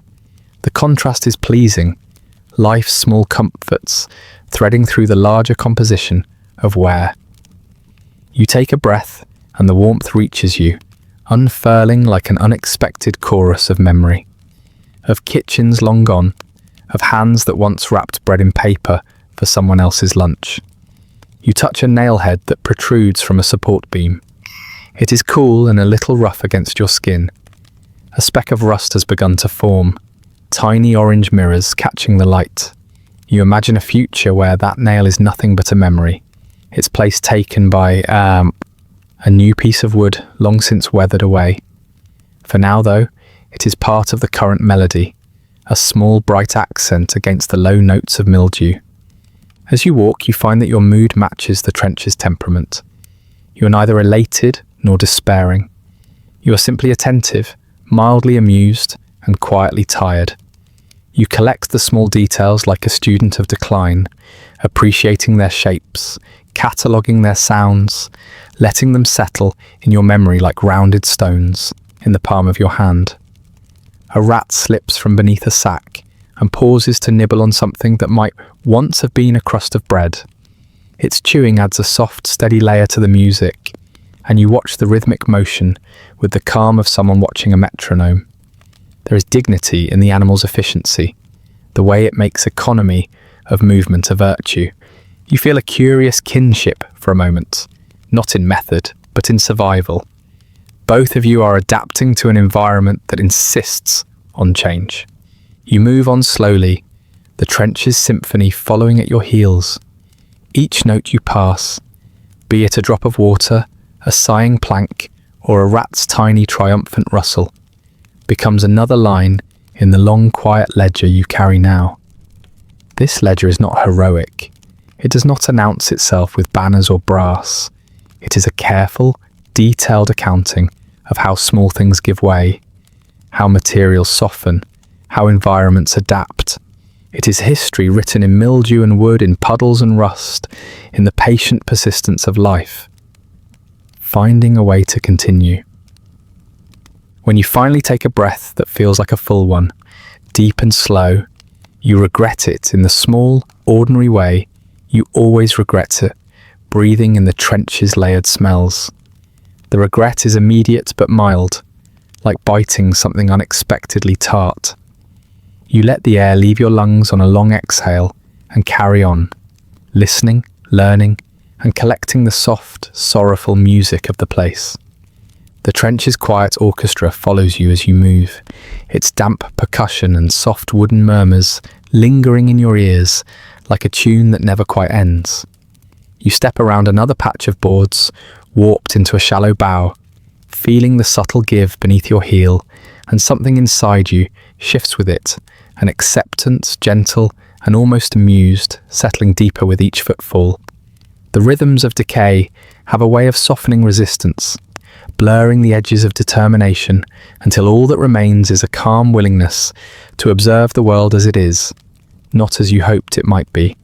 You pause beside a sagging stretch of sandbags, their seams darkened from months of moisture. A faint rustle draws your attention downward. There, emerging with the same quiet confidence you've come to associate with them, a rat slips into sight. Not hurried, not startled, simply present. It pauses long enough to glance at you with that familiar, measured composure. An expression so self-assured it borders on polite dismissal. You watch it weave between the bags, tail carving a crescent through the thin layer of mud. It vanishes behind a loose board, and you feel a soft, resigned warmth unfurl in your chest. The realization comes not as a blow, but as a gentle, undeniable truth that has been whispering to you for days, if not weeks. The rats are winning. Not in a dramatic sense. There is no triumphant music, no sudden revelation. It's simply there, folded into the quiet hum of the trench, laid bare by the soft choreography of whiskers and tiny paws, navigating an environment that seems almost designed for creatures like them. They are hardy, adaptable, unpretentious, perfectly suited to the damp labyrinth of earth and timber. You, on the other hand, are a visitor, a well-meaning but consistently outmatched guest. You shift your weight and lean a shoulder against the wooden wall. The boards are cool, their surface slightly softened by moisture. The scent of musty earth rises in a low wave, deep, familiar, and oddly comforting. You take it in with a long breath, feeling the mixture of soil, mildew, and faint decay settle inside your chest like a sigh you didn't realize you'd been holding. It is not pleasant, but it is honest. It smells like surrender, and surrender, you find, has its own strange peace. Your eyes wander along the trench's uneven lines, tracing the subtle signs of rat activity. A row of neat droppings near the base of a crate, a shredded corner of canvas, two symmetrical trails carved into the mud where paws have travelled the same route night after night. These marks are no longer clues to a battle. They read now, like signatures, tiny declarations of ownership, scrawled in the language of instinct. You bend down to inspect a small gap beneath a board, a tunnel worn smooth by repeated use. Your fingers brush the edge lightly, feeling the subtle polish of countless tiny bodies pressing through. The craftsmanship is impressive. Your traps, by comparison, seem clumsy and improvised, human attempts at precision that crumble under the weight of nature's efficient persistence. You sit back on your heels and let yourself smile, not a triumphant smile, nor a defeated one, but something caught in the middle. A smile shaped by the simple recognition that you are participating in something far larger and stranger than your assignment. You came here thinking your task was to restore order, to manage a problem. But the trench has taught you otherwise. The rats do not need order. They thrive on what humans label chaos. As you stand again, stretching your legs against the ever-present dampness, your thoughts drift like thin threads of smoke. You think about the countless hours you've spent creeping through these narrow spaces, watching, waiting, adjusting traps that feel more symbolic than strategic. You think about the meticulous routes the rats carve through the boards, the way they slip through openings you hadn't noticed, how their eyes reflect a calm certainty that you, for all your human planning, cannot replicate. It occurs to you, not for the first time, that your work has always been slightly theatrical. The traps, the inspections, the careful monitoring of rat trails, they give you something to do, something to claim, but they rarely shift the balance. The rats simply adapt, not defiantly, not triumphantly, just naturally.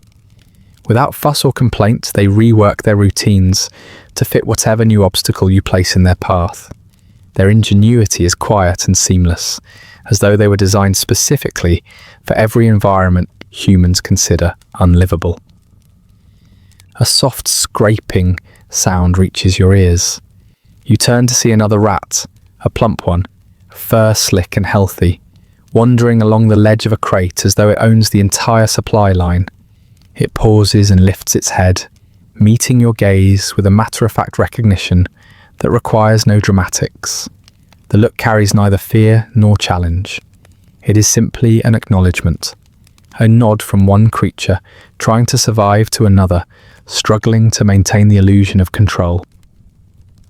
You nod back, It feels appropriate. The rat resumes its path, disappearing beneath a flap of canvas with a rustle so neat that the fabric barely moves. You watch the canvas settle, the layers of dust and moisture dimming its colours. Everything in this trench fades eventually. Wood, cloth, certainty, ambition. Except for the rats. They seem incapable of fading. They shift, yes, adapt. But they persist with an ease that borders on elegance. You continue your slow walk, hands behind your back, boots making muted impressions. In the earth, you take note of the trench's ongoing transformations. A support beam that once stood firm now dips slightly inward. A sandbag has burst at one corner, spilling damp earth like a tired sigh. A tin can lies half submerged in mud, collecting drops of water with a kind of resigned dignity. All of it, the shifting, the softening, the quiet deterioration, feels like the world bowing gently toward a truth you've already accepted. This place was made for surrender. The rats simply embraced that reality first. You pause to rest on a crate, feeling the slight give beneath you.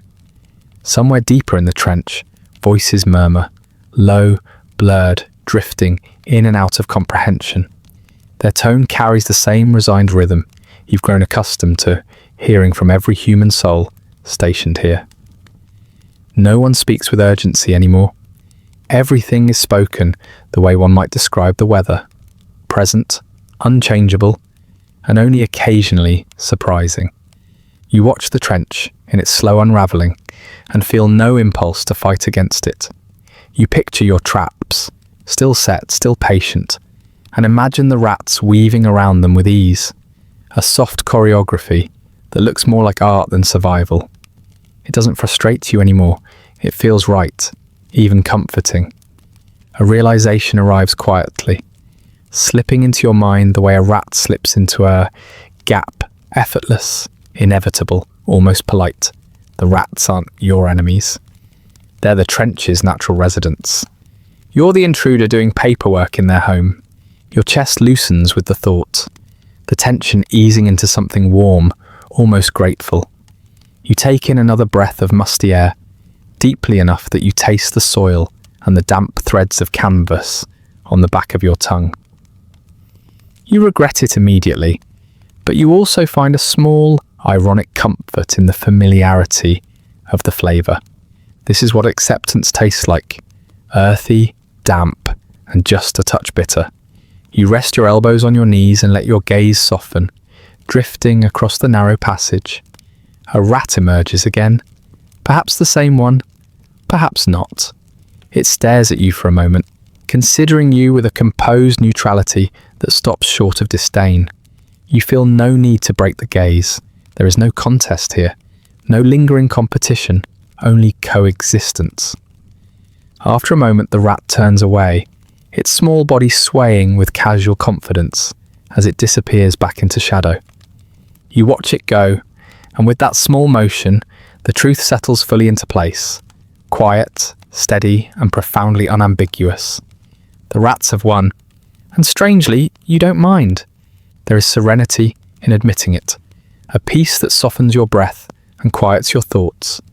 You sit quietly in the damp air, feeling the weight of your surrender blend seamlessly with the musty scent of the trench, and for the first time, you feel in complete harmony with the place. No victory, no defeat, just coexistence. A quiet, humble, whiskered truce. The light softens until everything in the trench takes on the colour of old paper, warm, tired, and a little washed out. Evening moves in, like a slow hand smoothing a blanket over the world, and you find a comfortable notch in the planks where you can sit and let the day settle around you. The sounds thin to a hush. A distant kettle. A muffled laugh carried on damp air. The persistent, almost companionable drip from a tarpaulin seam. It is the hour when people quiet down, when small rituals begin to matter more than orders. You lower yourself gently and tune your attention not to the larger sounds, but to something smaller, closer to foot level. There, in a narrow pocket beneath a crate, a rat performs a ceremony so domestic it could have been invented for calming purposes. It sits upright, forepaws held to its face like a tiny, industrious monk, and begins to wash. The motion is precise and unhurried, paw to whisker, paw to ear, a careful smoothing that removes nothing so much as arranges. It is as ordinary as tea, as deliberate as prayer. You watch without thinking to move. It seems improper to interrupt such a businesslike, modest devotion to cleanliness. The creature's body is small but compact, its fur glossy in the weak evening light. Each movement is efficient, no wasted motion, no theatrics. You notice details you might have missed in the rush of other duties. The delicate way its whiskers fan, the meticulous angle at which it presses its paw against its cheek, the single blink between motions that reads like punctuation. The scene is quietly precise, like handwriting that has learned the art of economy. A surprising tenderness washes through you, soft and slightly ridiculous, as if your heart has somewhere found an unexpected chair to sit in. You had been told to regard these animals as vermin, disease carriers, saboteurs of supplies, small agents of nuisance. Men called them ugly, filthy, unworthy of sympathy. You had been taught to swat, trap, and be done with them. But here, in the low light, none of those learned invectives ring true. The rat's washing lacks any of the angles of menace. It is not frantic, nor contemptuous. It is simply methodical, dignified in a way your teachers never seem to be. You realise, with an almost private amusement, that survival can look dignified on a very small stage. This creature is an expert at what it does, finding warmth, locating crumbs, selecting the softest scrap of cloth for bedding, and then between those pragmatic errands, tending to itself with the same attention a careful person might give to well-folded clothes. Its life is a string of deliberate, efficient choices, and those small acts of neatness are a measure of how well it adapts. A faint rueful smile nudges your mouth. You think of how often dignity is reserved for grand things, parades, medals, speeches. But here, beneath the damp boards, it lives in quiet tasks. You watch the rat's small paws move, the way it pauses to inspect a bit of lint, and then resumes as if its life were a slow, well-edited film. For a moment, the trench becomes less like a battlefield and more like a cramped, overcrowded apartment where everyone scrapes what comfort they can from the day. The rat finishes its ritual and sits, paws tucked, eyes half closed in a manner that suggests contentment rather than exhaustion. It looks harmless, almost domesticated in its composure. You find, without theatrics, that your attitude toward it has changed by degrees. The old language, vermin, pest, enemy, shrivels simply because it no longer fits the form of this creature you can now name in your head without flinching. This pause gives you room to think clearly, which is a rare gift in the trench. You consider the absurdity of being assigned to dislike something you now find oddly admirable. History, it seems, has a fondness for appointing people to roles that force begrudging intimacy. The man assigned to sweep a road of dead leaves, who becomes the prime expert on seasonal change. The woman tasked with stitching uniforms, who becomes a quiet connoisseur of fabric and repair. You, the trench rat catcher, are being given an education in small, graceful survival. You move a finger idly, tracing the scar on your palm from a trap that once closed with more force than intended. The memory is blunt, an accidental lesson in the clumsy side of human ingenuity. Your fingers are steadier now. You are more cautious than your instructors thought you would be, not out of fear of reprimand, but because you have learned a kind of respect. Respect for the living forms that inhabit these same boards. Respect for the methods of survival that require no rhetoric and little fanfare. The rat resumes its grooming in a softer rhythm, and you notice its breathing, a gentle, regular pull that matches the cadence of the trench itself. There is nothing theatrical about it. There is only the simple business of staying warm, of keeping fur in order, of making a nest more comfortable than the world around it. The sight holds a curious power. By focusing on such a tiny, mundane ceremony, your mind loosens from the tight coil of worry and observation it has been holding. Someone calls from down the line, voice low and ordinary. There is the small clink of mess utensils as a man prepares a meagre supper.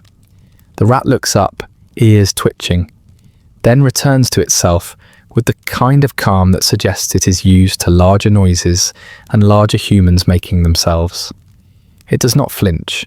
It accepts human presence as part of its environment, and in that acceptance, there is both bravery and indifference. You find yourself thinking about names, about what you would call this rat if you decided to acknowledge it further. Names have a way of transforming things from problem into person. You consider something dry and serviceable, patch, crumb, tick and stop, because naming feels like an unnecessary intimacy. You're not ready to cross that line entirely. Admiration need not equal companionship, and reverence does not demand friendship. A soft breeze slides over the trench, catching at a loose rag and lifting it for a moment. Dust motes dance in the lane of light, looking like tiny planets orbiting a small sun.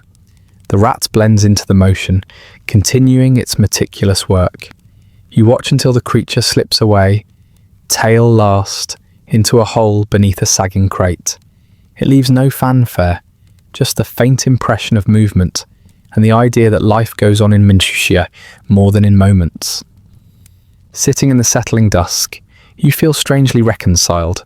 There is no broad, tearful enlightenment, only a quiet recalibration.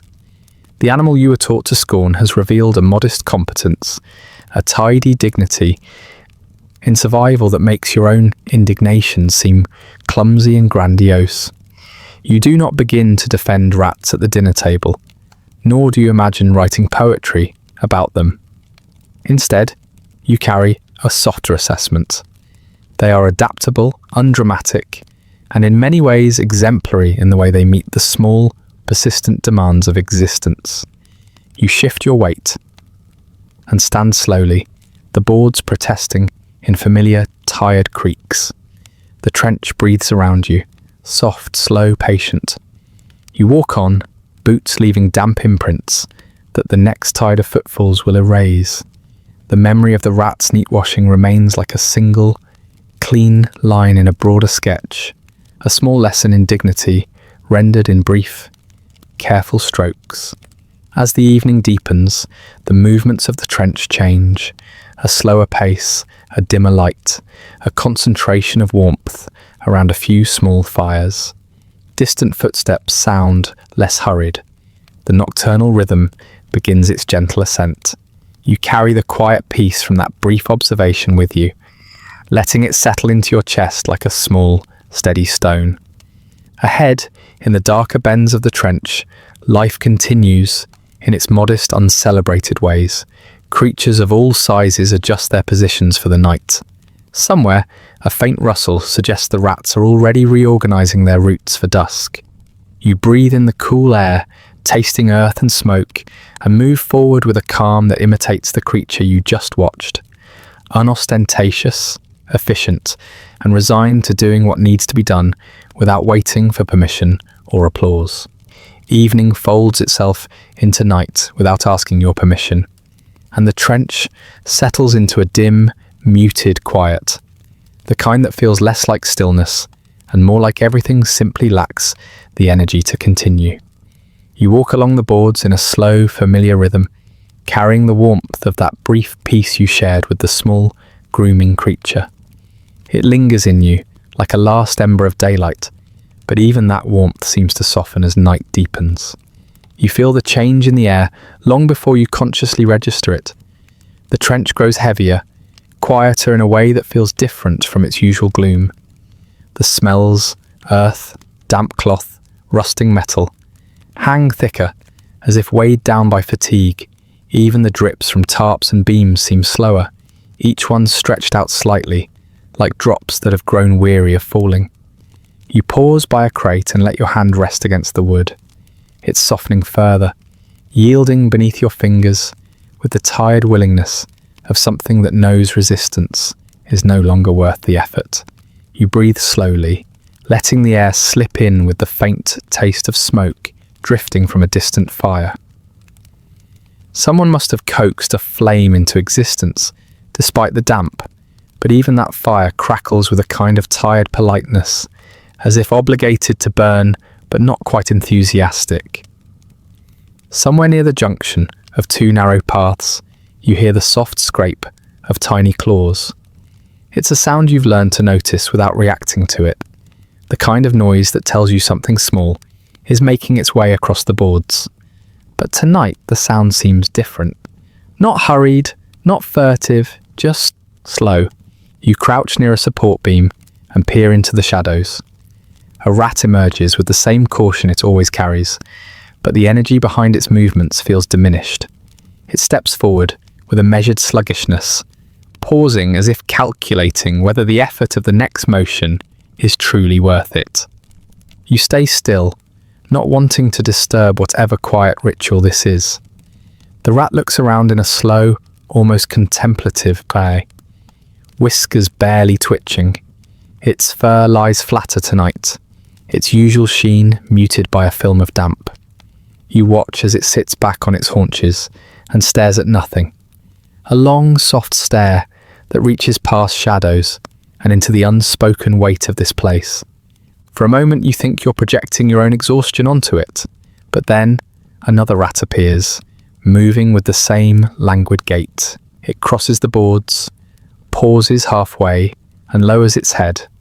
Not to sniff, not to eat, not to listen, but simply to rest.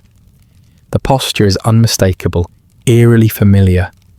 It is the posture you've seen in soldiers leaning against trench walls during long stretches of quiet. Heads bowed not from fear, but from weariness that has soaked all the way through. There's something unsettling and oddly comforting in recognizing your own fatigue reflected in creatures that never asked to be part of this. A third rat joins the others, this one dragging a scrap of cloth behind it. Normally, it would move briskly, proud of its trophy. Now it drops the cloth halfway, as if the weight of a few threads has become too much. You watch the trio with a kind of gentle disbelief. The trench has always felt like a stage where humans perform exhaustion and rats perform persistence. Yet here they are, mirroring the same slump of shoulders, the same hesitation before movement, the same distant gaze that soldiers adopt when staring into thoughts they don't wish to voice.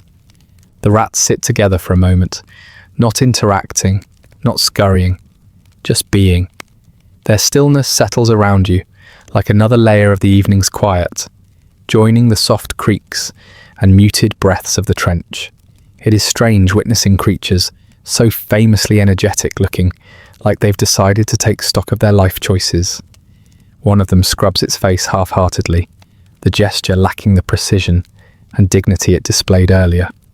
Its paws move slower, the motions clumsier, as though the day's efforts have drained even the instinct to be tidy. You can't help but feel a pang of empathy. If small creatures built for survival have grown tired of surviving here, then surely any living thing has earned the right to feel worn thin. You sink onto the edge of a crate, letting your bones settle with a soft ache. Your own breath feels heavier, grounding you in the same shared fatigue. You remember your last conversation, internal as usual, about the meaning of your work and the oddness of your profession. But now your mind speaks more quietly, as if it too is tired of its own commentary. The smallest rat shifts, its whiskers trembling as though it's trying to smell something meaningful in the damp air. But the air offers nothing new, only the same blend of mud, mildew, and old conflict. The rat lowers its head again, and you feel a tug of quiet sorrow in your chest. You've grown used to the rats being tireless, almost annoyingly adaptable. To see them dragging themselves through the trench feels like watching the trench itself grow weary. Everything here lives on the edge of endurance. Wood, cloth, humans, creatures, even the smells.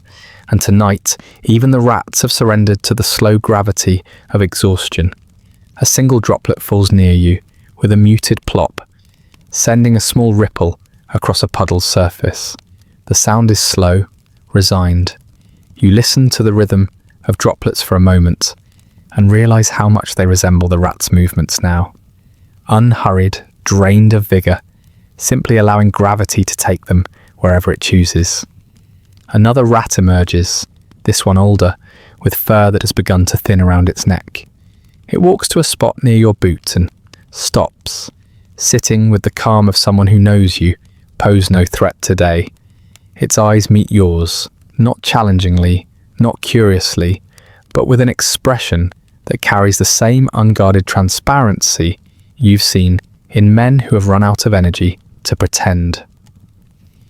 You tilt your head slightly, acknowledging it.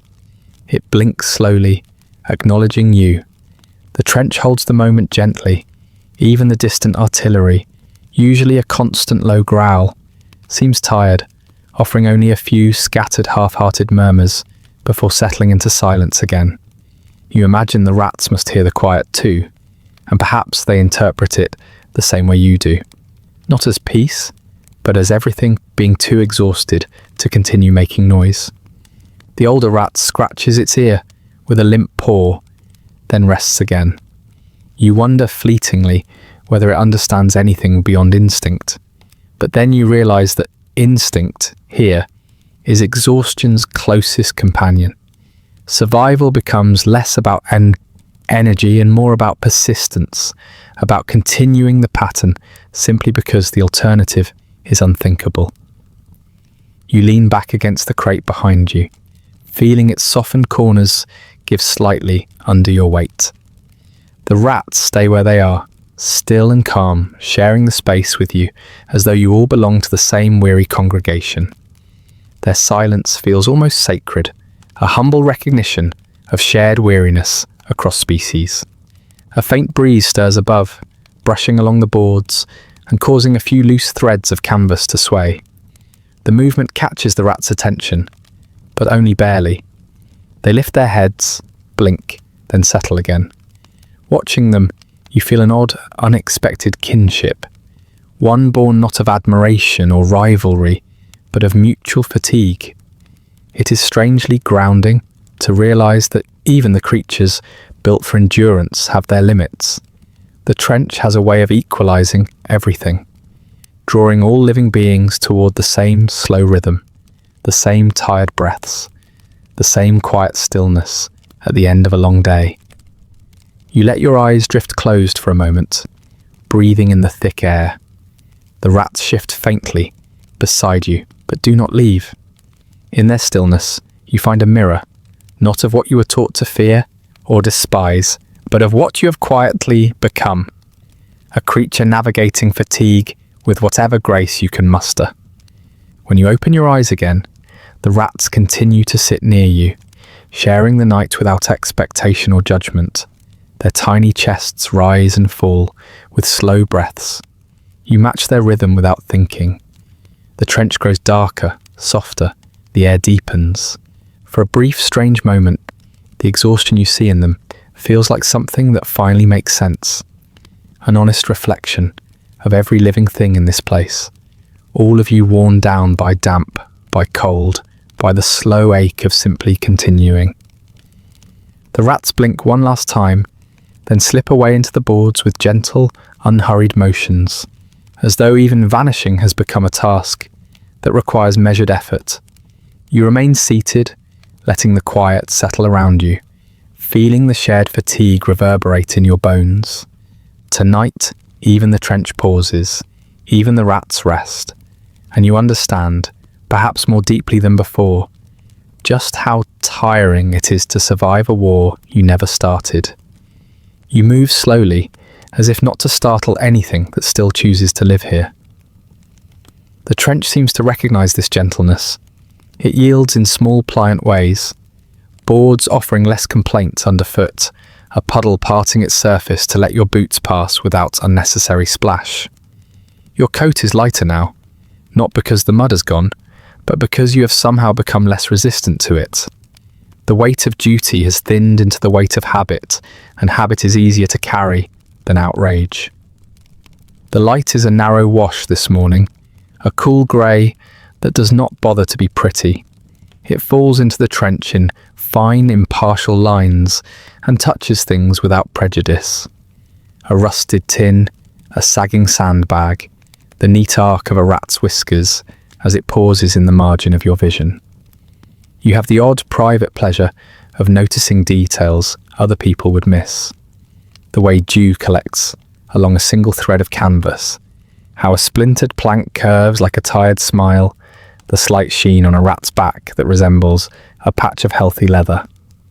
You walk past the places that once felt like obstacles to a task, storerooms half claimed by damp, corners where rats used to hold informal market stalls of crumbs, and your steps are uncomplicated. There is no urgency now to set traps or to measure the success of an evening's watch. The measures that once mattered have been replaced by a softer inventory. The memory of a particular trail, the look a certain bold rat gave you when you dropped a piece of biscuit just so, the rumour of small feet in the dark that used to set your heart pounding and now sets your face into something like amusement. You reach the alcove near the old support beam, where, on more than one evening, you had shared a silent attention with a creature who treated you as a mild curiosity. The wood still bears the faint abrasion of tiny claws, polished by generations of passage. It seems almost obscene to examine such marks with a historian's eye, to catalogue a life by its scratches, but you do it anyway, because the trench has trained you to read history and texture rather than proclamation. A rat slips from beneath a cracked crate, very deliberate in its motion. It pauses, registers you, and then goes about its business with a confidence that once irritated you and now simply amuses. You watch it move, and in a single, unapologetic motion, it summarizes everything this place taught you. Indignity is survivable. Dignity is sometimes quiet. And the smallest creature will adopt a space if given enough neglect and crumbs. You smile because humour is a useful tool, and because you find it less exhausting than bitterness. There is, wrapped in that smile, a gratitude that has no practical beneficiary. The rats will not receive medals for endurance. They will not be written into dispatches, and yet they have shaped your days more thoroughly than any training manual ever could. You feel oddly protective of that truth, as if it were a carved trinket no one else would notice. As you continue, the trench widens into a shallow area where the boards have been replaced more recently. Newer wood smelling faintly of sap and promise. The contrast makes you oddly sentimental. Change is rare here, and new wood is news. You find yourself assessing it like a man evaluating scenery before leaving home. Who repaired it, when, and whether their work would hold beneath the next season of weather and wear. It will, you think with gentle scepticism, for a while. That is enough. A faint breeze carries scents you have learned to decode. The sour tang of old biscuits, the coppery hint of equipment left to tarnish, and beneath it all, the unmistakable, honest smell of living things. Fur, breath, the soft musk that tells you a rat is nearby, even before you see it. These odours are not unpleasant in the way you once feared. They are simply truthful. They do not pretend to be anything loftier than the small, stubborn fact of survival. You remember the first day you were told to take up this role, how the idea of being in charge of vermin made you both incredulous and slightly smug, as though any part of war could be neatly contained and resolved with a trap and a ledger. The arrogance of that early certainty feels faintly ridiculous now. You have learned humility at a scale you hadn't expected to need. Not the dramatic kind that breaks men, but the slow, patient sort that reshapes a man's expectations until they fit the ground. There is an odd clarity in this close of service. Everything that once seemed urgent blurs here and becomes anecdote. You find stories layering themselves into a coherent, soft catalogue. How one particular rat favoured a ridge near the supply stores and would always arrive precisely when the men heated water. How another used to nap on the same warm sack where a restive soldier kept his map. How often you were bested not by cunning, but by the simple fact that the rats were neither impressed nor intimidated by intentions. You walk past a small mound of disturbed earth and pause. A tunnel entrance gapes open, its edge polished by use. You kneel, not out of duty, but because habit suggests attention, and you peer into the dark. There is warmth there, a hint of nesting material, arranged as if by a practiced hand. It would be shamefully sentimental to say that you envy the creature's certainty, but you do find their routines enviable in their honest simplicity. They know what to do and do it without rhetoric. Up ahead, men are beginning to gather in small knots, their voices low and practical. Supply lists, schedules, a request for someone to take a shift at the listening post. They offer you the same brief nods they always have, now laced with a peculiar kind of farewell that is not said aloud. You accept those nods with the same brevity. There is a time for etiquette, and this is one of them. You pause on a plank that overlooks a broader stretch of the trench, letting the scene spread before you like a map you half remember from nights spent awake. The lines of wood lead into shadow and light, and in the shallow pools scattered about, you can see the faint reflections of movement. Rat silhouettes darting like small, private comets. The image tugs at something close to your throat, an unremarkable ache you have learned to classify as goodbye. There will be other places, other corners of the world, where you will exist after this. The war will continue to occupy more important pages. Commanders will move, and history will scribble their names in capitals.